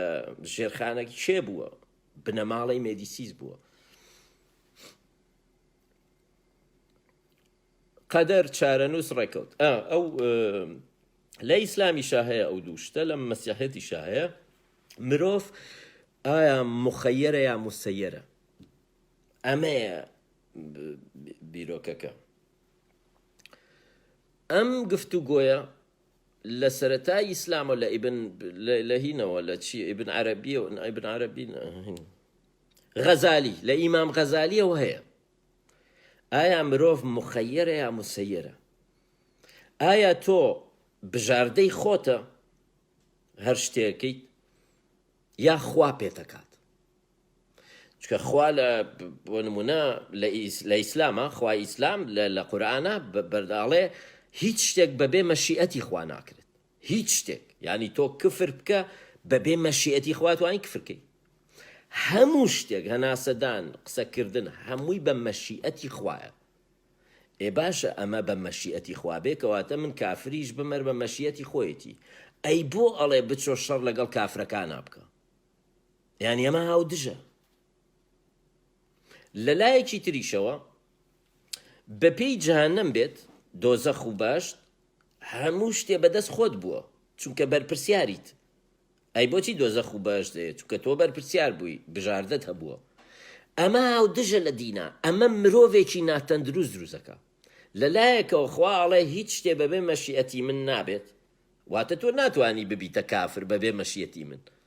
تۆ چیت لە خۆتە چی کە کفری ژەکەم خوایە وام لێەکا کفر بکەم چکە مەشیئەتی ئەوە. لە لایەکی تریشەوە بەهشت و جەهەنەم کەواتە تۆ ئەمەیە. ماکیاڤێل ئەم کێشەیە چارەسەرەکات چکە ئەمە لە بەسیحێتیشا هەیە. ماکیاڤێل چی ئەڵێ؟ ئەڵێ مرۆڤ لە 150 مخەیرە لە 150 مسەیرە. مخەیر یعنی بژاردەی هەیە، مسەیر یعنی هی نەکرێت سەیارە خۆی ینی بەڕێوە برێت ئاراستە ئەکرێت خوا ئاراستەیەەکە. مسەیر ینی ئاراستە کراو یا جەبر و اختیار. بژاردە و ئەوەی کە ناچاری بژاردە و ناچاری ئازادی بژاردن و ناچاری. هەر ناچاری ئەڵێ ناچار چارەنووسە ئەڵێ چارەنووس ناچاری ئەو پێی وایە هەر لە کتێبەکە شایڵێت ئەڵێ قەدەر چارەنووس چانس یا ڕێکەوت وەکو ڕووبارێکە دەمێک ئاوا ڕوات ینی بەهێمنی ئەڕوا دەمێک وروژاوە و بە شەپۆ لە ڕوا دنیا وێرانەکات. قەدەر ئەوەیە. ڕۆژگار ئەوەیە تێپەڕینی ڕۆژە. ڕۆژگار وەکو ڕووبارێکە دەمێک بەهێمنی ڕوا دەمێ ئیتر کۆنترۆڵ ناکرێ. ڕۆژگار قەدەر چارەنووس کۆنترۆڵ ناکرێ بەدەست تۆ نییە. ئەوەی بەدەست تۆیە خاکەکەیە لە دەوری تۆ باخێکت دەیە لە دەوری ڕووبارەکە. تۆ ئەتوانی بەنداو دروستکەی، تۆ ئەتوانی ڕێچکەی ڕووبارەکە بگۆڕیت، تۆ ئەتوانیت وا بکەیت شوێنەکەت وا. ئێستا بۆچی ئەمە بەنداومان هەیە؟ بۆچی لەسەر زەی بچووک و زەی گەورەوانە بەنداوەیە؟ بۆ ئەوەیە کە تۆ ڕووبارەکە ناتوانی دەسەڵاتی بگری بەسەرا، بەڵام ئەتوانی ڕێکی خەی. ئەوەڵێ قەدەرە ناتوانی دەستکاری بکەی، بەڵام ئەتوانیت ئامادەکاری بۆ بکەی. ئەم کتێبەی ماکیاڤێلی وانەیە بۆ هەموو کەس نەتەنیا دەسەڵاتدار چۆن ژیانت بەڕێوە ببیت. تۆ بەڕێوەبەری قوتابخانەیەکیت، بەڕێوەبەری فێرمێکیت، نازانم بۆ هەموو کەسە لە ڕاستیە. من سوودم لەوە وەرگرتووە بۆ لە کتێبێکم نووسیوە لەسەر هونەری نواندن ئەکتەر کە ناوی ئەکتەری ئامادەیە. لەو کتێبەیە من ئەڵێم تۆ نازانی چۆن شتەکان ژیان چۆنە، یعنی نازانی تۆ ئایا بۆ نمونە لە پەیمانگا وەرەگیرێ یا وەرناگیری، دوایی ئایا دەرهێنەرێک پێتەڵێ ئیشی لەگەڵ بکە یا نایکەی، ئایا لە چ شوێنێ. هەندێک شتێ بەدەست تۆ نییە. قەدەر چی بۆ ئامادە کردووی، بەڵام ئەوەی بەدەست تۆیە لەش و دەنگ و ڕۆشنبیری خۆتە. تۆ بە بەردەوام خۆت ئامادە بکە کە ئیشیان دایتێ ئەو کاتە ئیشەکە بە جوانیەکەیت. ئەکتەری ئامادە مەبەزەوەیە تۆ خۆت ئامادە بکە کە ڕۆڵێکیان دایتێ ئەو کاتە تۆ ناتوانی لە کاتی ڕۆڵەکەیە فێری هیچ بیت. تازە ئەو کاتی ئەوە نییە، کاتی ڕۆڵبینین کە ڕۆڵبینینە تاو نییە، ئەو کاتە نییە فێری بیت. کەی فێرە بیت؟ لە نێوان دوو ڕۆڵبینینە ماوەی 3 مانگ 4 مانگ ساڵێک ئیش ناکەیت. ئەوە گرنگە، ئەو فترەیە گرنگە کە ئیش ناکەیت. ماکیاڤێلیش بۆ بە هەمان شێو بە دەسەڵات واڵێ دەسەڵاتدار ئەڵێ تۆ نازانی قەدەر چی ئامادە کردووە. لەوانەیە بمریت، لەوانەیە نەخۆشکەویت، لەوانەیە سوپایەکی بێگانە نازانم هێرشێ بۆ بێنێ، نازانیت. ئەوەی ئەتوانیت بیکە کەمتەرخەمی مەکە. یعنی کورد تۆ نازانی سبەینێ بەغا بەهێزە بێتەوە هێرش دەکاتە سەر ئێران چیو لێەکە، تورکیا چیو لێەکە. تۆ ناتوانی کۆنترۆڵی ئێران و تورکیا و عێراق بکەی لە ئێستەیە. خۆت بەهێزکە، ئامادە بە. بۆیە کە تۆ ڕیفراندۆمەکەیت ئەبوو ئەگەر ماکیاڤێلیان بخوێنایەتەوە، ئەگەر کاک مەسعود ماکیاڤێلی بخوێنایەتەوە، ئەیزانی چۆن ڕیفراندۆم بکا و چی بکا لە دوای ڕیفراندۆم.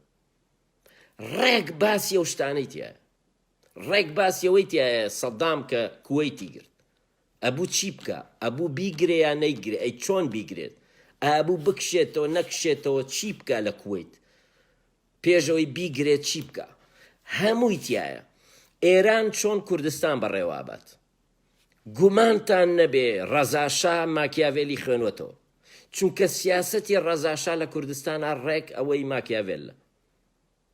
هەڵبەتە بە خراپ نایڵێم، ماکیاڤێل باشترینینە، زیرەکترینە، شتێکی زۆر باش و زانستیە، بەین نایڵێم. سیاسەتی سەدام لە کوردستان، سەدام یانوت ینی خۆ ئەوە مەشهورە کە تاکە کتێبێک کە خوێن بوویەوە ماکیاڤێل بوو سەدام. سیاسەتی سەدام کە سەیرەکەی لە کوردستانە تێگەیت کە ماکیاڤێلی خوێنێتەوە، چونکە دوایی باسیەکەین لە بەشەکانە خۆتان ئەی ناسنەوە، سیاسەتی ڕەزاشا ناسنەوە لە کوردستان، سیاسەتی سەدامە ناسنەوە. ئەوەیە ئەڵێ قەدەر یا چارەنووس شەپۆلێکی وێرانکەرە، بەڵام هەمیشە لە بەرزیدانیە. کاتێک لە نزمیدایە دەبێ خۆمان ئامادە بکەین بۆ ئەوەی بە سوودی خۆمان بەکاری بێنین یا کەمترین زیانی بۆمان هەبێت. ئەوەیە لەبەرەوە لای ئەو لە 150 مخەیرە، لە 150 مسەیرە ئەبێتۆ ئەو لە 150ی کە بەدەست خۆتە کاری خۆت بە جوانی بکەیت بۆ ئەوەی کە ئەو لە 150ی کە ئیتر قەدەرە و نازام چییە. ماکیاڤێل ینی ئەوەیە ئاینیەکان پێیان وا بووە ئەوە کفرە، چونکە تۆ ناتوانی کتێب بنووسی بۆی چۆن ببیتە میر و چۆن ببیتە، ئەمە هەمووی قەدەرە، خوا ئەو کاتە میر. ینی هەر خۆشی ئەوترێت کە بانگەشەی وتیانە فڵان کەس بووە میر، ئەڵێن بە دەسەڵات بە قودرەتی خوددا. قودرەتی خوددا بێت قودرەتی مرۆڤ، ینی وەکو لە هەموو ڕوویەکەوە کفرە ئەم کتێبە بە پێی دەمارژیرە ئاینیەکان.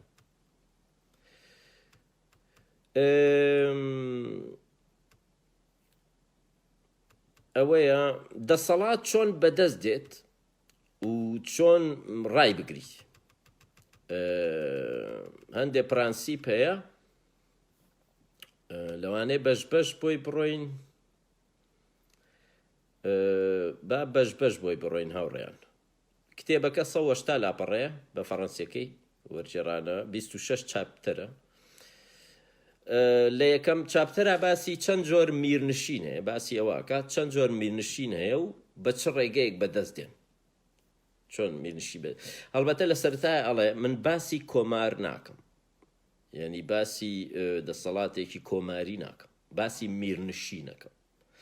بۆچی؟ چونکە ئەڵێ لە کتێبی ترا باسی کۆمارم کردووە، یاساکانی کۆمار. لە کتێبێکیە کە ئەویش گرنگترین چێکە، ینی بەقەی میر گرنگە، کە ڕێک پێچەوانەی میرە. هەڵبەتە زۆر کەس ئەو هینە سەیریان لێت، ئەڵێن چۆنەوە. لای ماکیاڤێل باشترین دەسەڵاتی کۆماریە، نەک میرنشین نییە. زۆر کەس وازای لەبەرەوەی کتێبی میری نووسیوە، لای ئەو باشترین دەسەڵاتی کۆماریە، چونکە ماکیاڤێل خۆی پێی وا بووە ڕۆما ئەبێ ئیتالیا بگەڕێتەوە وەکو سەردەمی ڕۆما باشترین دەسەڵات بۆ. بۆچی؟ چونکە کۆمار بووە. ئەوەیە ئەڵێ دەسەڵاتەکان یا کۆمارین، واتە یا کۆمارین یا میرنشینن یا پاشایەتین، شاهەنشایی. میرنشین و شاهەنشایی یەکشتە. ئەوەیە میرنشینەکانیش دوو جۆرن. میرنشین هەیە بۆ ماوەییە کە زۆرتر بەس لەوانە ناکە. بۆ ماوەی چییە؟ ئەوەیە کە تۆ باوکت میر بووە، باپیرە میر بووە، بۆ ماوەتەوە. ماکیاڤێل پێی وایە ئەم میرنشینانە پێویستیان زۆر بە زانست نییە. هەرەوەیە ئەڵێ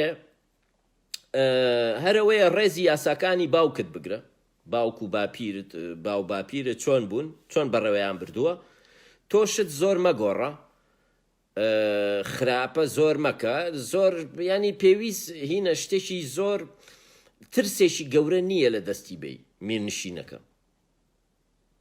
مەگەر بۆ هێزێکی دەرەکی بێت لە ناوت ببات. ئەویش ئەگەریش تەنیا ئەگەر بنەماڵەکەت بمێنێ ڕۆژێ هەر دەسەڵات دەگرنەوە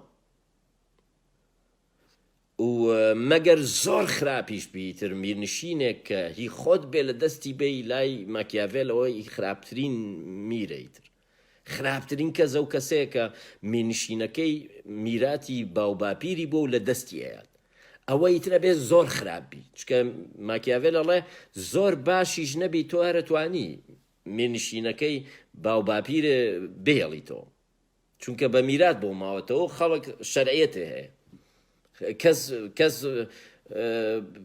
پەیوانیە ناشەرعیت، چکە تۆ شەرعیت و هی باوک بووە میرنشینەکە، ئەویشی باوکی بووە، ینی ئەوەیە میرایەتی بێت. بەڵام ئیتر پێویست ناکە یاساکان زۆر بگۆڕیت، زۆرداریەکی زۆر بکەی، شتێکیانی هەر ڕێزی یاساکان بگرە، ئیتر زۆر ترسی نییە. ئەڵێ ئەگەریش هێرشیان بۆ هێنای خەڵکەکە لەگەڵتە، چکە تۆ میرنشینەکە و بە شێوەیەکی شەرعی هینە تۆ کوڕی ئەو وڵاتەیت، ینی کە ئەو هینە ئەوەیە بۆ ماوەتەوە. ئەوانی تر میرنشینی تر ئەڵێ پێیان ئەڵێ میرنشینە نوێکان، ئەوانەی بەدەستیانێنی ئیتر بە چەند جۆرێکە، یا داگیریانەکەیت یا ئەوەیە کە میرنشینە نوێکان چەند جۆرن. میرنشینە نوێکان یا ئەوانن کە ئەخرێنە سەر میرنشینە کۆنەکە، بۆ نمونە تۆ میرنشینی بابانە هەیە، بۆ نمونە تۆ بابانیت، بنەماڵەی بابانیت، میری بابانیت، ئەتەوێ ڕەواندز بگریت کە ئەوە ڕوویاوە هەمیشە، ینی لە سەردەی پاشای کۆرەیە بۆ نمونە، لە سەردەی باوکی پاشای کۆرەشە، لە سەردەی باوکی پاشای کۆرەیە تەنانەت خۆی پایتەختی میرنشینی ئەوەی میری سۆران، میرنشینی سۆران هین بوو، ئەرێ ئەو گۆرانی بێژە ناوی چیە منەر بە ناوەکە ئاینێ، هەریر پایتەختی میرنشینی سۆران مازانین لە سەردەمی خانزادە، خانزاد خۆ لە ڕەواندز نەبووە، خانزاد لە هەریر بوو، هەر بۆیە پەیکەرەکەشی لە هەریرە. لە سەردەمی خانزاد و باوکی خانزاد و تەنانەت باوکی پاشای کۆرەیە هەریر پایتەختی هین بووە. لەو سەردەمەیە ئیتر ئەمارەتی ئەلبەتە ئەمارەتەکان بابان هەمیشە لە شەڕا بووە لەگەڵ سۆرانە، لەگەڵ ئەردەڵانیشە، بابان تا هین ئەگرن، هەریریش ئەگرن، نزیکە بنەوە لە ڕەواندز، خۆی باوکی بۆیە میرنشینەکە ئایا بە پاشای کۆرە، چکە پاشای کۆرە گەنجە و تەنانەت وا ئەکات کەرکووکیش ئەگرێتەوە لە دەست بابانەکان، کۆیە ئەگرێت، کەرکووک ئەگرێت، هەمووی ئەسەنێتەوە لە بابانەکان، بەڵام باوکی هەمووی لە دەستیاوە، تەنانەت نزیک بوونەتەوە لە ڕەواندز. ینی من دەقێکم نووسیوە ئەوەیە باوکی لەگەڵ دایکیان ڕاکە، ینی لە هەریرەوە ڕاکەن بۆ ڕەواندز بۆی ڕزگاریان بێ، شەو ئەچێ بۆ لای میری بابان، باوکی پاشای کۆرە شەو ئەچێ بۆ لای لێ پاڕێتەوە، ئەڵێ با هین نەبێ هەریریش بۆ تۆ بەس واز بێنە مەیە بەرەو ڕەواندز، چکە ئەوانێتی بنەماڵەکەی خۆی بردوتە ڕەواندزوانە. هەڵبەتە دایکی پاشای کۆرە میرنشینەکە ئەیا بە پاشای کۆرە، چکە دایکی هینە دەوڵەمەنە، ئەویش لە بنەماڵێکی زۆر دەوڵەمەنە و ینی هینە دەسەڵاتی هەیە، بەس باسەکەوە نییە هاوڕێن. ماکیاڤێلی باسی ئەوەکە کە هەندێک میرنشین تۆ ئەیانگریت، ینی داگیریانەکەیت چۆن بمێنیتەوە لەوێ. میرنشینە نوێکان ئەوانەیە کە یاخیتە سەر میرنشینەکەی خۆت، هەندێکیان سربەخۆن، پێشەوەی تۆ بیانگریت سربەخۆن، چۆن مامەڵەیان لەگەڵەکەی میرنشینێک کە سربەخۆ بووە و لە هەموو مێژوویە میری نەبووە یا هینی دەسەڵاتدارێکی هینی نەبووە چۆن مامەڵەی لەگەڵەکەی یا لەگەڵەوە میرنشینانەیە کە وەک بڵێ کە سربەخۆ نەبوون هەمیشە سەر بە وڵاتێکی تر بوون یا بۆ نمونە کشمیر سەر بە وڵاتێکە تۆ چۆن ئەیگریت پاکستان دەمێ پاکستان بیگرێ دەمێ هندستان ئەیگرێ کشمیر لە سەردەمانێکە سەر بە هندستان بووە لە سەردەمانێک سەر بە پاکستان لە سەردەمانێکە سەر بەخۆیە بە تەواوی بەڵام ئەوەیە ینی هەموو جۆرە هینێکی تایە یا بۆ نمونە ئەوەی ناوی چییە ئەوەی تایوان ئێستا کێشەی ئەمریکا و چاینا لەسەر تایوانە چونکە تایوان سەر بە چاینایە بەڵام خودمختاری هەبووە ئەم چەند ساڵە هین بووە سەربەخۆ بەڵام چاینا ئەیگرێتەوە کێشەی ئەمری بۆ نمونە ینی یا هەیە شوێن هەیە سەربەخۆ بووە هەمیشە میرنشینێک سەربەخۆ بووە نەسەر بە بۆ نمونە ئەتوانین بڵێن شارەزور ماوەیەک نەسەر بە ئێران بووە نەسەر بە ئیمپراتۆریەتی ئێرانی بووە ئەوەی قاجاروانە نەسەر بە ئیمپراتۆریەتی عوسمانی بووە ینی لەو سەردەمەیان هاکە لە کۆیە هیند جافەکان هەتەنانەت پێیان وترێ پاشای جاف لە سەردەمێک ئاوا بووە ینی شارەزور لە سەردەمانێکە ئەردەڵان ئەیگرێت ئەردەڵان هەڵەبجا ئەگرێت میرنشینی ئەردەڵان مڵشی شارەزوو هینە میرنشینی شارەزور ئەگرێت یعنی تۆ چۆن میرنشینێک ئەگریت کە ئازاد بووە چی ئەەکەی تایە باشتر بێت یا میرنشینێک کە سەر بە وڵاتێکی تر بووە چی بکەیت تایە باشە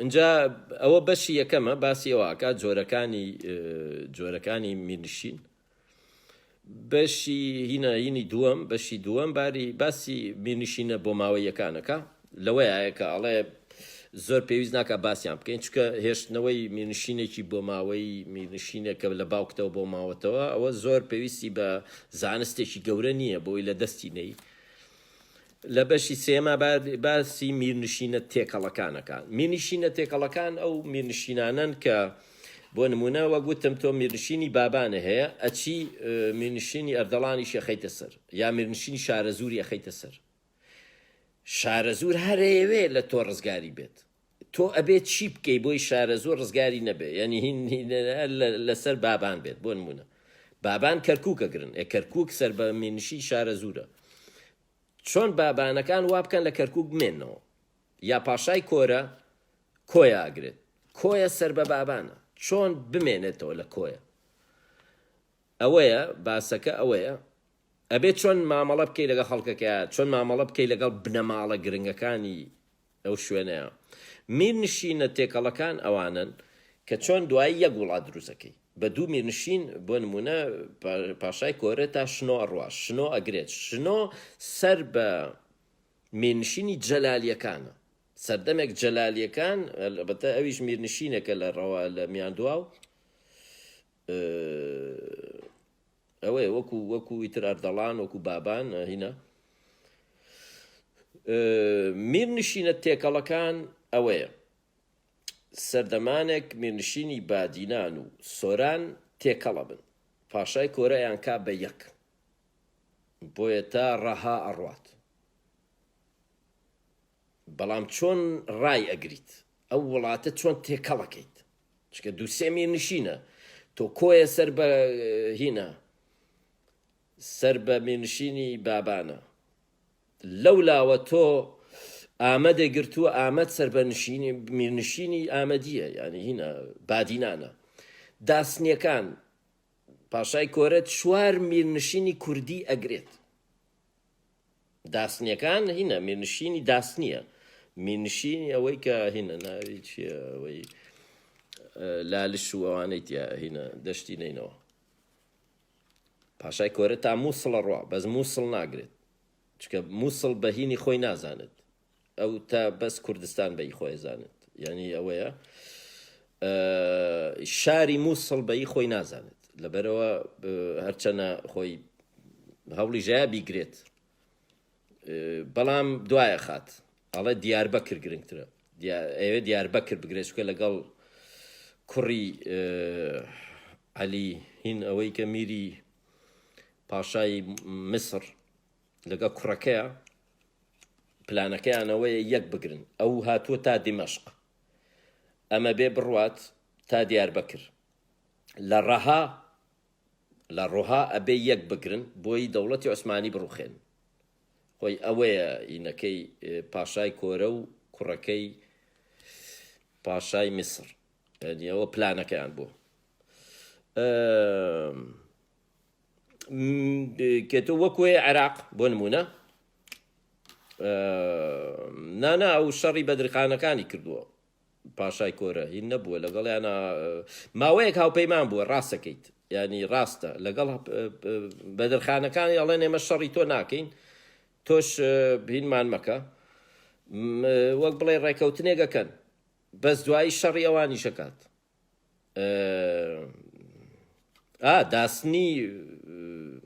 داسنی زۆرتر دەشتی نینەوە مرکزەکەیان هینە ئیتر شەنگال و هین لالش هەر بەڕاستی هینیان بووە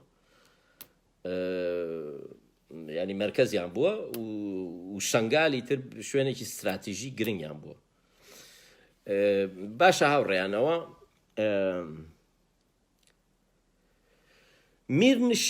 ئەو میرنشینانەی تۆ داگیریانەکەیت کە ئەیەتەوێ بیان خەیتە سەر وڵاتەکەت وەکو عێراق کوردستان داگیرەکەیەوە بیخەرەتە سەر عێراق ئەوەڵێ دوو جۆرن یەکێکیان هاو کەلتورن لەگەڵ توێ هەمان کەلتور و هەمان دین و هەمان زمانیان هەیە ئەوە کێشە نییەڵێ ئەوە زۆر بە زوویی ئەتوانی هینیان بکەیت تەنیا ئەوەیە یاساکانیان مەگۆڕە چکە یاساکانیان وەکو یەکن دابوونەریتیان وەکو یەکە تەنیا ئەوەیە بنەماڵە گرنگەکان یا بیان گوێزەرەوە یا لەسەریان بە لە ناویان ببە بۆ نمونە ئێستا تۆ من ئەگەر تۆ سعودیت بۆ نمونە بەسڕە ئەگریت ئەلبەتە بەسڕە هینە شیعی زۆرە بەڵام شوێنێک ئەگریت شوێنێکە هەر عەرەبە مسلمانە و عەرەبە و ئەمانە هیچی ناوێت تەنیا ئەوە بکە سەرۆکی گەورەی بنەماڵەکەیان سەر بڕە بیکوژە و تەواو ئەبێ لە ناوی بێت ئەژینا ڕۆژێک هەر سەرەڵێنەوە ڕۆژێک هەر کێشە دروزەکەت بۆت ئەڵێ ئەو بنەماڵەیە کە هەمیشە دەسەڵاتدار بۆ لەو شوێنە ئەو بنەماڵەیە لە ناو ببە ئیتر کێشەی تر نامێنێت بەڵام ئەگەر هاو زمان و هاو نەتەوە نەبن ئەمە کێشەی گەورەتری هەیە لەبەرەو پێشنیاری هەیە ئەگەر تۆ عێراقیت بۆ نمونە تۆ عێراقت هەیە ئەتەوێ کوردستان بگری کوردستان هاو زمان و هاو دینن بەڵام هاو زمان و هاو کەلتوری تۆ نین چۆن بکەی بۆی کوردستان مێنێتەوە لەگەڵ عێراق ئەڵێ ئیتر دوو پێشنیارەکە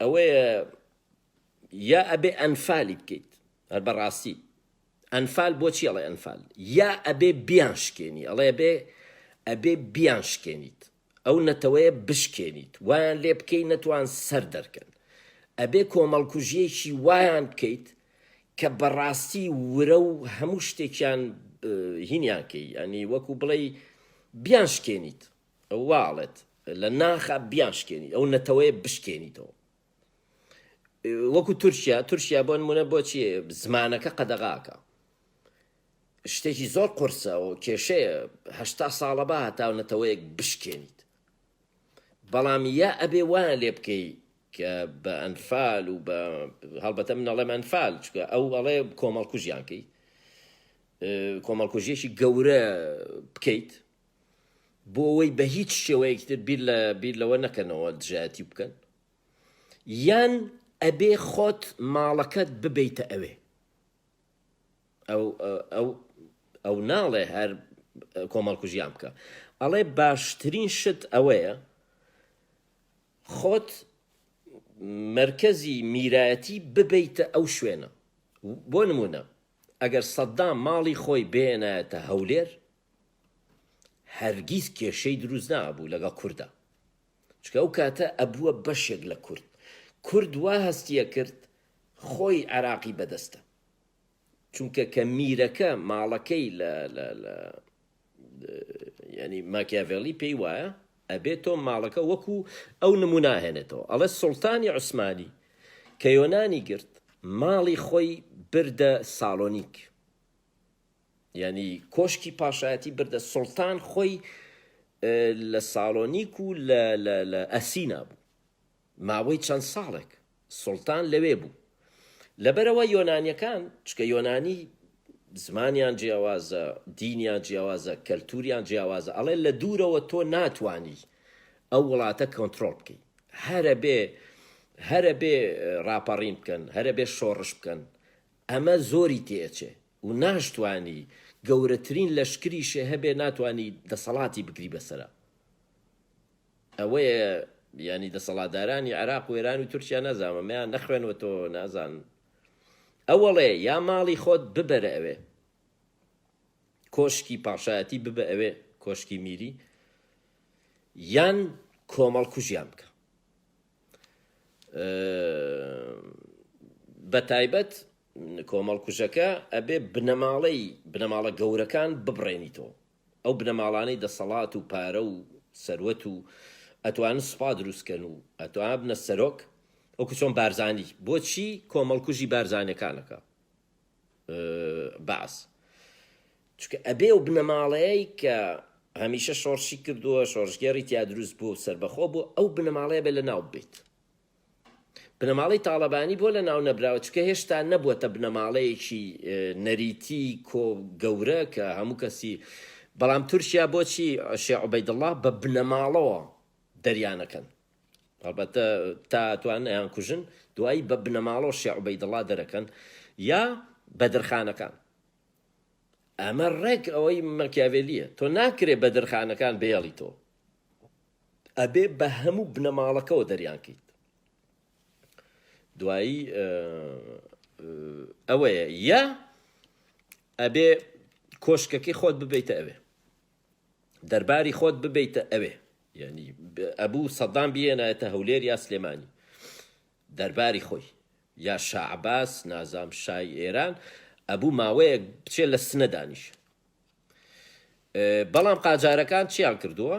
بۆ نمونە یا قاجارەکان ئەوەیە ژن و ژنخوازیانە کرد. ئەوەش هەیە قاجارەکان بۆ نمونە دوو میری ئەردەڵان خێزانیان، بۆ نمونە هەڵۆ میر هەڵۆ خێزانەکەی کچی شای ئێرانە. تەنانەت یەکێک لە هەڵبەتە مەستورەی ئەردەڵان مێردەکەی ژنێکی تری هەبوو، ئەویان کچی پاشای ئێران بوو. ینی دوو سێ جار پاشاکانی ئێران کچی خۆیان یاوە بە میری ئەردەڵان بۆ ئەوەی بە هیچ شێوەیە کێشە دروست نەبێت، بۆ ئەوەی مناڵەکانی خۆیان هین بن. ینی ئەوەیە ئیتر یا ئەبێ بەو شێوەیە بیکەیت، یا ئەبێ ئیتر وەکو ئەوەی ئەتاتورک بنەماڵە گەورەکان ئەبێ لە ناو ببێت. ئەمە یەکەم جارە هاوڕێیان گوێتان لە کوردێکە بێت لە گۆشەنیگای عەرەب و فارس و تورکەوە باسی کوردەکە. ئەگەر من فارس بم، عەرەب بم، تورک بم، چۆن وا بکەم کوردستان لە دەست نەیەم؟ ئەمە زۆر گرنگە تۆ ئەو گۆشەنیگای پێچەوانەکەیتەوە. لەبەرەوە کتێبەکەی ماکیاڤێلی ژەوەیە، بۆیە ژان ژاک ڕوسۆڵێ ئەو بۆ ئەوەی نووسیوە کە میرەکان چۆن دەسەڵات لە دەست نێن، بەڵام کە خەڵک ئەی خوێنێتەوە کتێبەکە تێ ئەگا کە میرەکان بۆچی وا ئەکەن و خەڵکیش ئەتوانێ بە باشتری شێوە بەرەنگاری میرەکان بێتەوە. ینی تێگەن، ینی من ئێستا وەکو ئەڵێم من عەرەبێکم، کوردستانم گرتووە وڵاتێکم دروست کردوون عێراق ئینگلیز بۆی دروست کردوم کوردستانی خسۆتە سەر بەشێکی کوردستان من چۆم توام کوردستان لە دەست نێم ئەمە زۆر گرنگە ینی تۆ مناڵی کورد بۆ جارێک ئاوا هین بیری لێ بکاتەوە بۆی هەست و سۆز دەرکا لە سیاست بۆی بزانێ ئەی من چۆن جیابمەوە لە عێراق ئەی من چۆن و کەی و بە چ شێوەیە جیابمەوە لە عێراق کە من زانیم چۆن نەهێڵم کورد جیابێتەوە ئەو کاتە زامیانی پێش دوژمنەکەوم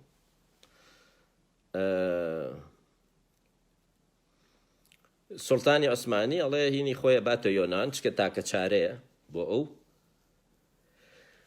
ئەگەر ئەوەش نەبوو یا بێ بنەماڵە گەورەکان کۆمەڵکوشکەی یا خۆت دەربارت ببیتە ئەوێ کۆشکەکەت ببیتە ئەوێ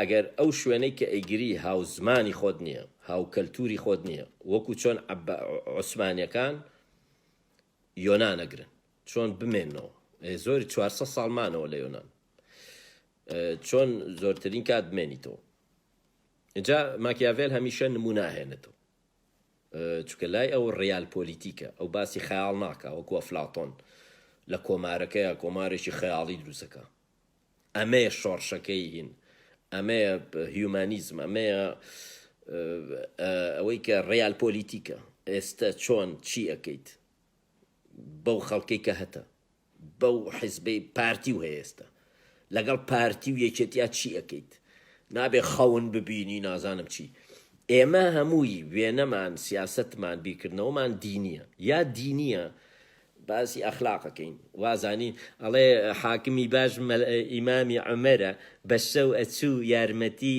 هەژاری ئەیە بە شەو ئەچوو هەژارەکانی بەسەرە کردەوە ئیمامی عومەر ئێمە لا ئێمە نمونە ئیمامی عومەرە لە جێوەی ئەسکەندەری گەورە بێ لە جێوەی ئیسرائیل بێ لای مەلاکرێکار نمونە کێ ئیمامی عومەرە ئیمامی عومەرە خۆی ئیمامی عومەرە هەر بۆیە نەوشیروان مستەفا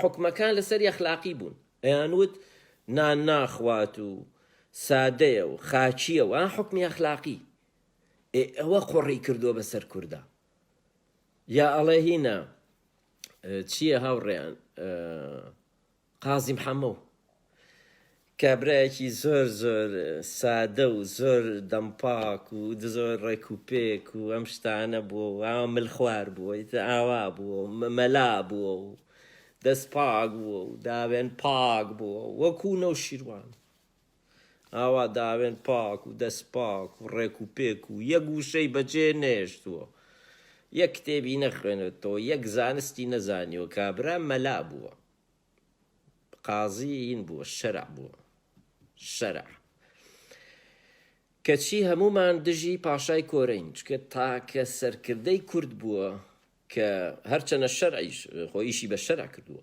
بەڵام کەسێک بووە دەسەڵات خواز بووە فراوان خواز بووە ینی پاوان خواز بووە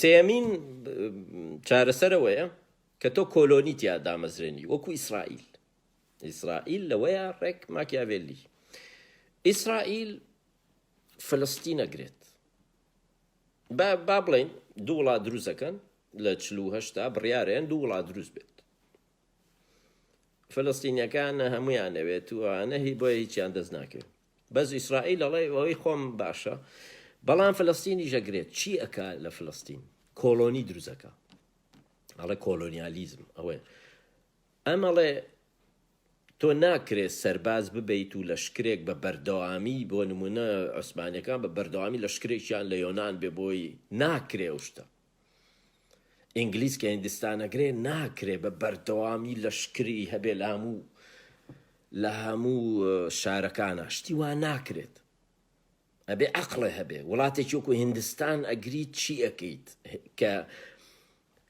کە بریتانی هەمووی هاوڕێیان لە سەردەمی لە هینا لە چی پێڵێن لە هەزار و ئەگەر حسابی کەین لە 1800 بریتانی بە هەموویەوە وازان 10 ملیۆن کەسە وابزانم هاوڕێیان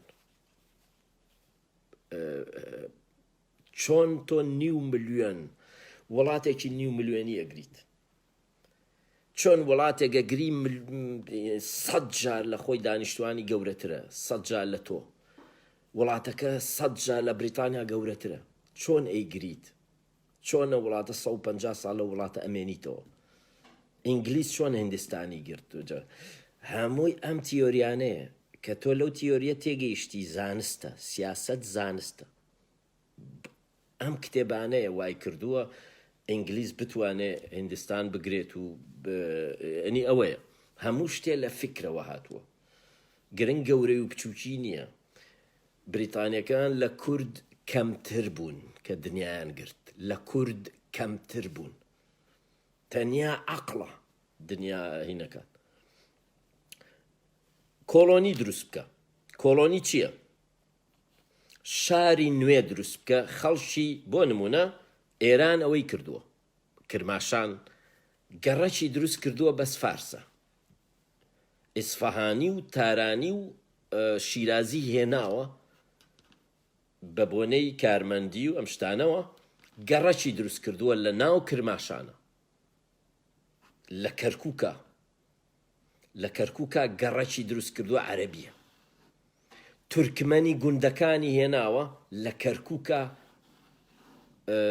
هێناوێتێ لە گوندەوە هەڵبەتە تورکمەن هەبووە لە گوندەکان هەبوون بەڵام هەمویانی هێناوەتە کەرکووک بۆ ئەوەی هاوسەنگی دروستکە لە نێوان کورد و عەرەب و تورکمەنە یەک عەرەبیتیان نەبووە کەرکووک هاوڕێیان تەنیا کۆمەڵێ هینی تیا بووە بەدەوی تیا بووە کە هاتوو چۆیان کردووە لەو دەشتە لە دەشتی لەو دەشتەیت لای حەمرین وانەوە بەڵام سەدام چی کردووە سەدام نەخوێنەوار نییە وەکو یەشێتی و پارتی ماکیاڤێلی خوێنەوە ئەڵێ بڕۆ هین بکە ئەوەی تەعریب ئەوەیە ماکیاڤێل ئەڵێ تەعریب بکە بچۆ کۆلۆنی دروستکە کۆلۆنی چییە گوندە یا گەڕەکە ئەگەر لە شارێکا بێ گەڕەک دروستکە تۆ نابێ ماڵێکی عەرەب بی ئەبێ گەڕەکێکی عەرەبی بیت ئەو کاتێتە گەڕەکەکە وردە ئەبێتە گەڕەکی تر پێڵەن حای عەرەب یا نازام چی وردە ئیتری نەبێت تۆ پێیەکی هەیە لە ناو کەرکووکە ئەیتر بۆ هەتایە پێیەکی هەیە تاو کورد ناتوانێت دەریان کایت چکە بێتە هینی مافی مرۆڤ ئێستا کورد ناتوانێت عەرەب دەرکە بە ئاشتیش ناتوانێت دەریانکە بە شەڕیش ناتوانێت تەواو ناتوانی عەرەب دەرکەی لە کەرکووک ناتوانی تورکمەن دەرکەی و کە بوونەتە کە ئەبنە زۆرینە تەواو ناتوانیت بڵێ شارێکی کوردیە ئێستا خەریکە تورکمەن و هەڵبەتە کورد لە سەدا حەفتا بووە مەسیحی و کلد و ئاسوور بە هەموویەوە ئەرمەن و کلد و ئاسوور و تورکمەن لە سەدا سیەکەی تر بووە ئێستا لە سەدا سی کوردە لە سەدا سی تورکمەنە لە سەدا سی عەرەبە لە سەدا دەکەی تریشی تر ئەوەیە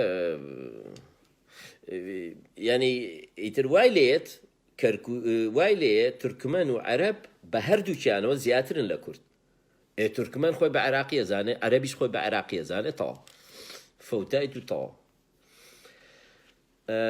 هەموو ئەمانە یا کۆلۆنی تێدا دامەزرێنە تا ناچار نەبی لەشکری گەورەی بۆ ببیت چکە کۆلۆنی پێویستە بە لەشکر نییە خۆی دانیشتوانن خۆشیان گەنجەکانیان ئەکرێت ببنە سەرباز هەر کاتێ پێویست بوو ئەوان مقاوەماکەن دایرەکانیان بەرەدەست هەموو عەرەبێک پۆستی گرنگی بەرێ تورکمەن ئەو سیاسەتە کراوە ینی ئەو سیاسەتە لە پەنجاکانە بۆ نمونە کە نەوت دروست بوو زۆرینەی ئەندازیارەکانی نەوت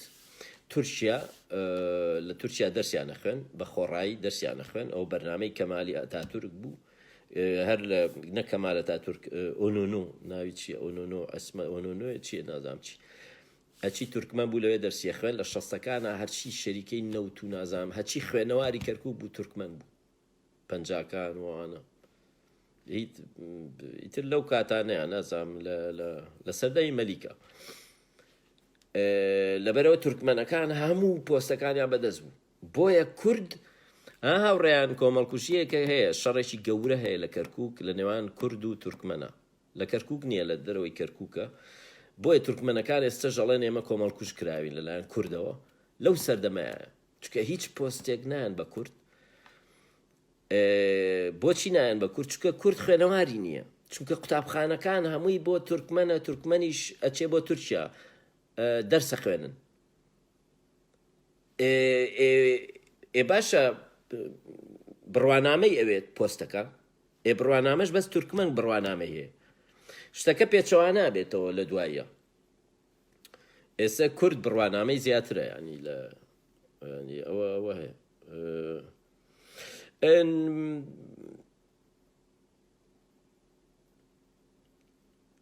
ئەڵێ ئازاری کە شوێنێکت گرت ئەڵێ تۆ نابێ تۆزێ ئازاری میلەتەکە بیت کە تۆزێ ئازارتدا حەقی خۆیە کاتەوە تۆڵەی خۆیە کاتەوە ئەبێ زۆر ئازاری بیت تا ئەبێ یا ئازاری میلەت نەدەیت یا بە شێوەیەک ئازاری بیت کە بیشکێنیت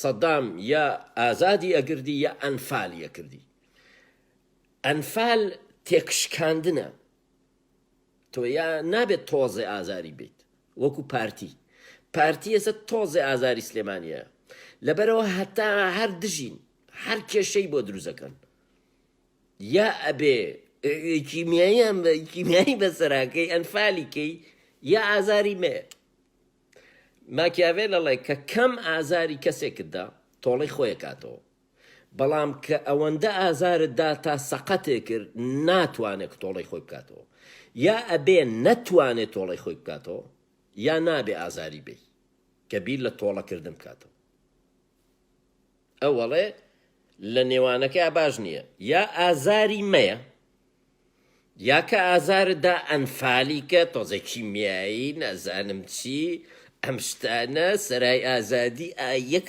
ترشوخێ ئەەکەم بە سەرای ئازادیە شتێکی جوان خۆش ئەرخۆت سلێمانی وایەتی ترشوخێ ترشوخەی پارتی چێ کیمیاییە تۆزەکەم بە مەڵکەنیە تۆزەکەم نازانم بە چاویلاندا تۆزای کیمیایی تۆزە کیمیایی خۆش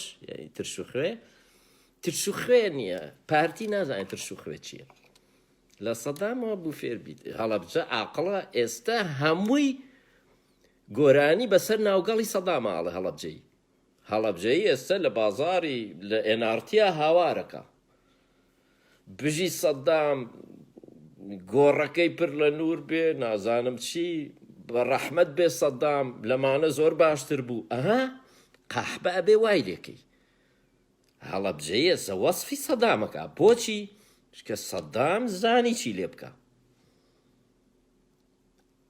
بەڵام سلێمانی هەتا ماوە جنێو بە پارتیە بۆچی چکە پارتی نازانێت چی لە سلێمانی بکە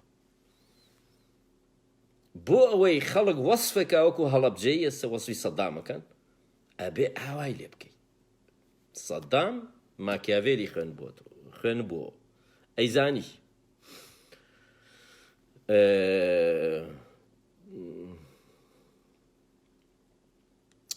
بۆچی وڵاتانی داریوش ئەوەی فارس کە لەلایەن ئەسکەندەری گەورەوە داگیر کران لە پاش مردنی ئەسکەندەر ڕاپەڕینیان نەکرد و لە دژی شوێنگرەوەکانی ئەسکەندەر ڕاپەڕینیان نەکرد هاوڕێیان خۆتان نەزانن ئیمپراتۆرێتی فارس لەلایەن ئەسکەندەری گەورەوە ڕووخا لە شەڕێکی گەورەیە کە لە لای هەولێرەوە کرا ئەوەی کە گوڵاڵە شەڕی لای من پێم وایە هەر گوڵاڵەیە ینی ئەو شوێنەیە کە گەلگوتە نازانم هینەکەشمدا نابوو بابەتەکە ینی لە شەڕێکی وایە ئەیتر داریوش بەزی و ڕای کرد و دوایی کۆیلەیەکی خۆشی کوشتی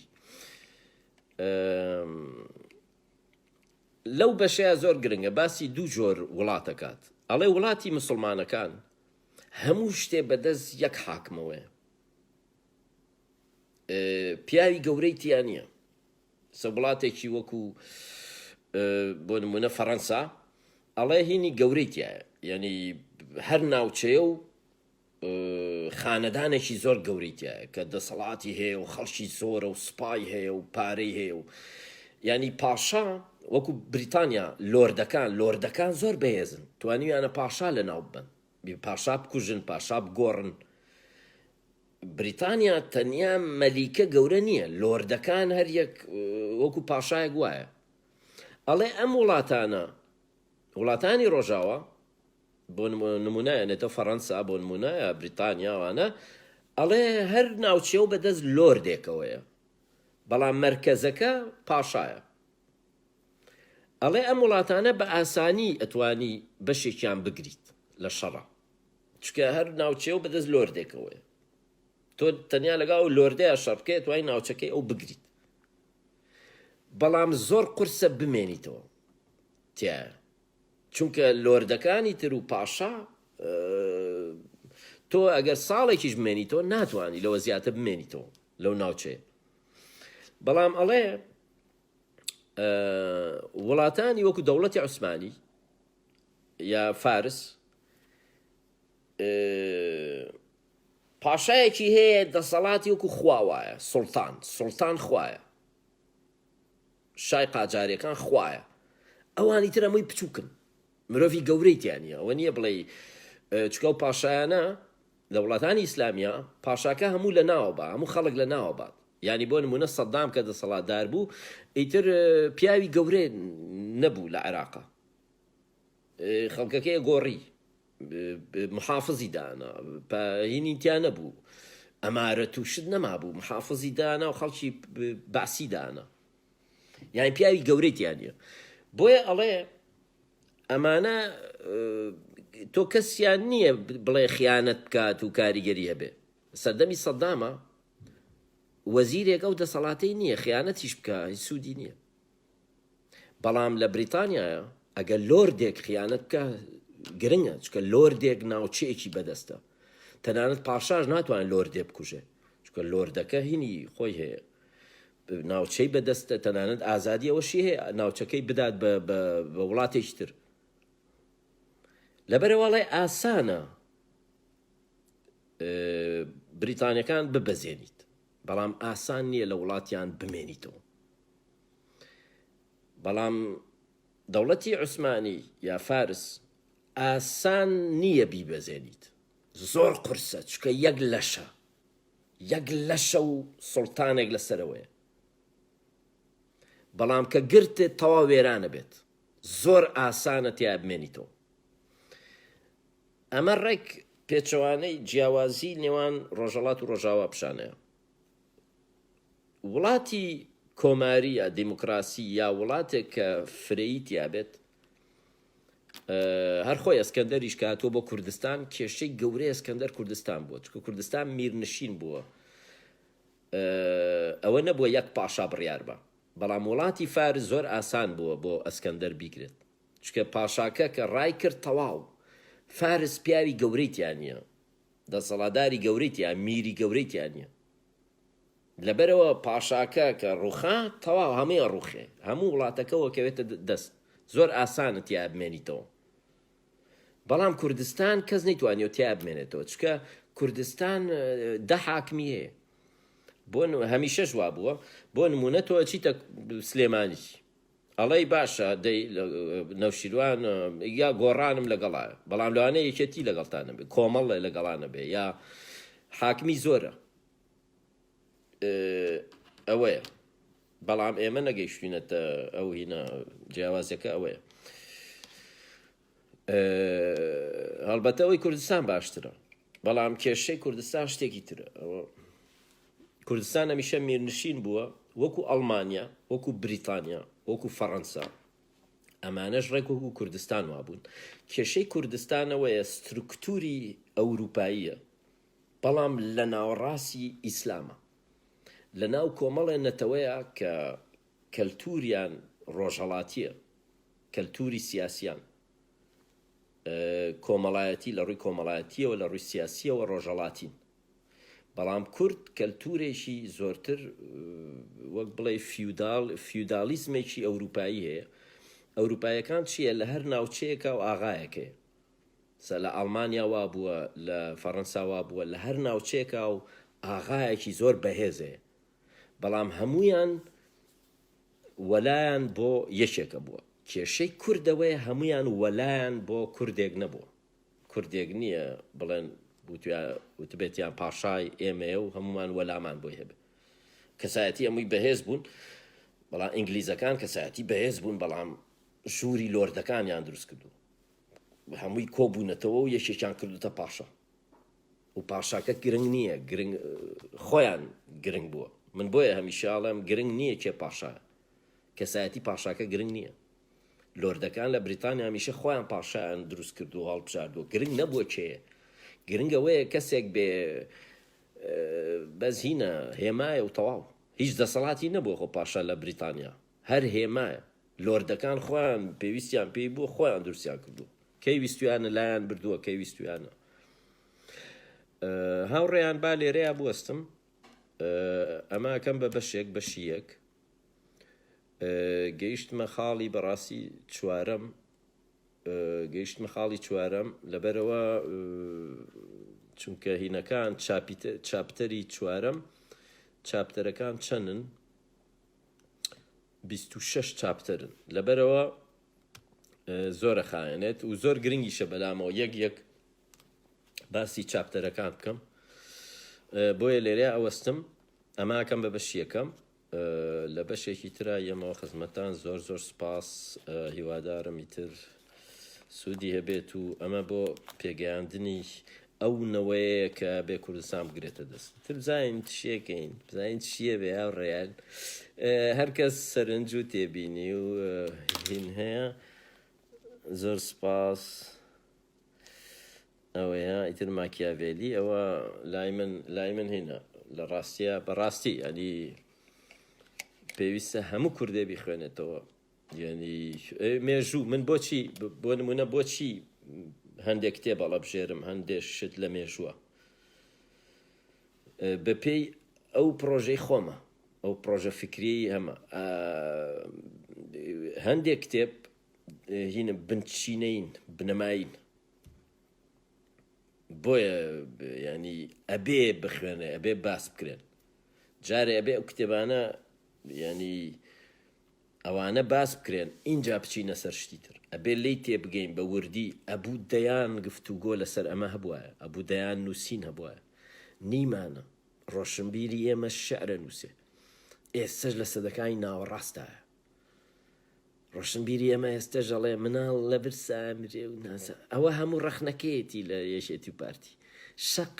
شەق لە مامۆستاڵێن لە هەولێر هاوڕێیان وتاری لەسەر چییە؟ ڕاهەندەکان وتاریان لەسەرەوەی مامۆستایەک شەقی تێ هەڵدرا. گەورە منەڵێم کیمیایی، ئەبێ کیمیایی بکەیەوە سەر مەڵکە نییە. ئەڵێ مامۆستایەک شەقی تێ هەڵدرا، مەریوانی وریای قەنیع. من بۆی ئەڵێم نەخوێنەوارن، چکە تۆ خوێنەوار بیت ئەزانیت لە ماکیاڤێلیەوە ئەو قسانە نەماوە، ئەو ڕوانی ناخلاقیە نەماوە بۆ هین. ئەخلاقی ئاینی مەبەست خۆ ئەوە نییە. ماکیاڤێل باز لە ئەخلاقێکی مۆدێرنەکە کاڵێ سیاست ئەبێ لەسەر ئەخلاقی تایبەتی خۆی بڕوە بەپێی ئامانجەکەی. ئامانجی دین جیایە لە ئامانجی سیاست. ئامانجی سیاست دابینکردنی ژیانێکی باشە بۆ وڵاتەکەت. بەهێزبوونی وڵات. ژیانی باش چۆنە؟ ئەوەیە وڵاتت بەهێز بێت، دەوڵەمەند بێت، گەورە بێت. بەهێز بێت، دەوڵەمەند بێت، گەورە بێت. ئەم ئامانجە جیاوازە لە ئامانجی ئاین. ئاین ئامانجی ئەوەیە تۆ پاک بیت و بچیتە بەهەشت و ئەم شتانە. ئەوەڵێ من عەقم نییە بە زەرە و شتانەوە. سەرۆکایەتیش ئەوە نییە پاک بیت و بچیتە بەهەشت. حەقم نییە. وڵاتەکەم بەهێزکە، گەورەکە، دەوڵەمەند بکە. چۆنێکی بیکە، بە جاشایەتی ئەیکەی، بە هەرچی ئەیکەی بیکە. بە گەندەڵیەکەی بە مرۆڤ کوشتنێکی بە ڕۆژنامەوان کوژی ئەیکەیت بەوە ئەیکەیت سلێمانیەکان ڕوو دەکەیتەوە ئاویانەکەی بەسەرا و بە قامچی لێیانەی هەرچیەکەی بیکە تەنەکەیان پێوە بەستی بە سلێمانیەکانەوە و بەرەڵانەکەی لە دهۆکە هەر چۆنێکەکەی بیکە پارتی وڵاتەکەم بەهێزکە گەورەکە دەوڵەمەندکە بۆ ئەوەی خەڵکەکە باشتر بژین ئەوەیە ئامانجی تۆ ئەوەیە ئیتر چۆنێکی بیکە ئەقم نییە مناڵەکە و لۆرتە ملیۆنێرە سیارەی چی بەدەستە کێشەم نییە گرنگەوەیە مناڵی هەر کەس ویستی ژیانی خۆی بگۆڕێ بتوانە بیگۆڕێ مناڵی هەر کەس ویستی ئیشی هەبێت بتوانە ئیشی هەبێت ئیتر کێشەم نییە مناڵەکەی تۆ گووەخوا هەنگوینەخوا سیارەی پێ بۆربڕینی پێ کێشەم نییە کێشەم ئەخلاقی نییە کاڵێم مناڵەکە و هینەکات فەرقەکە ئەوەیە ئەوەیە هاوڕێیان زۆر سپاس کاتێکی خۆش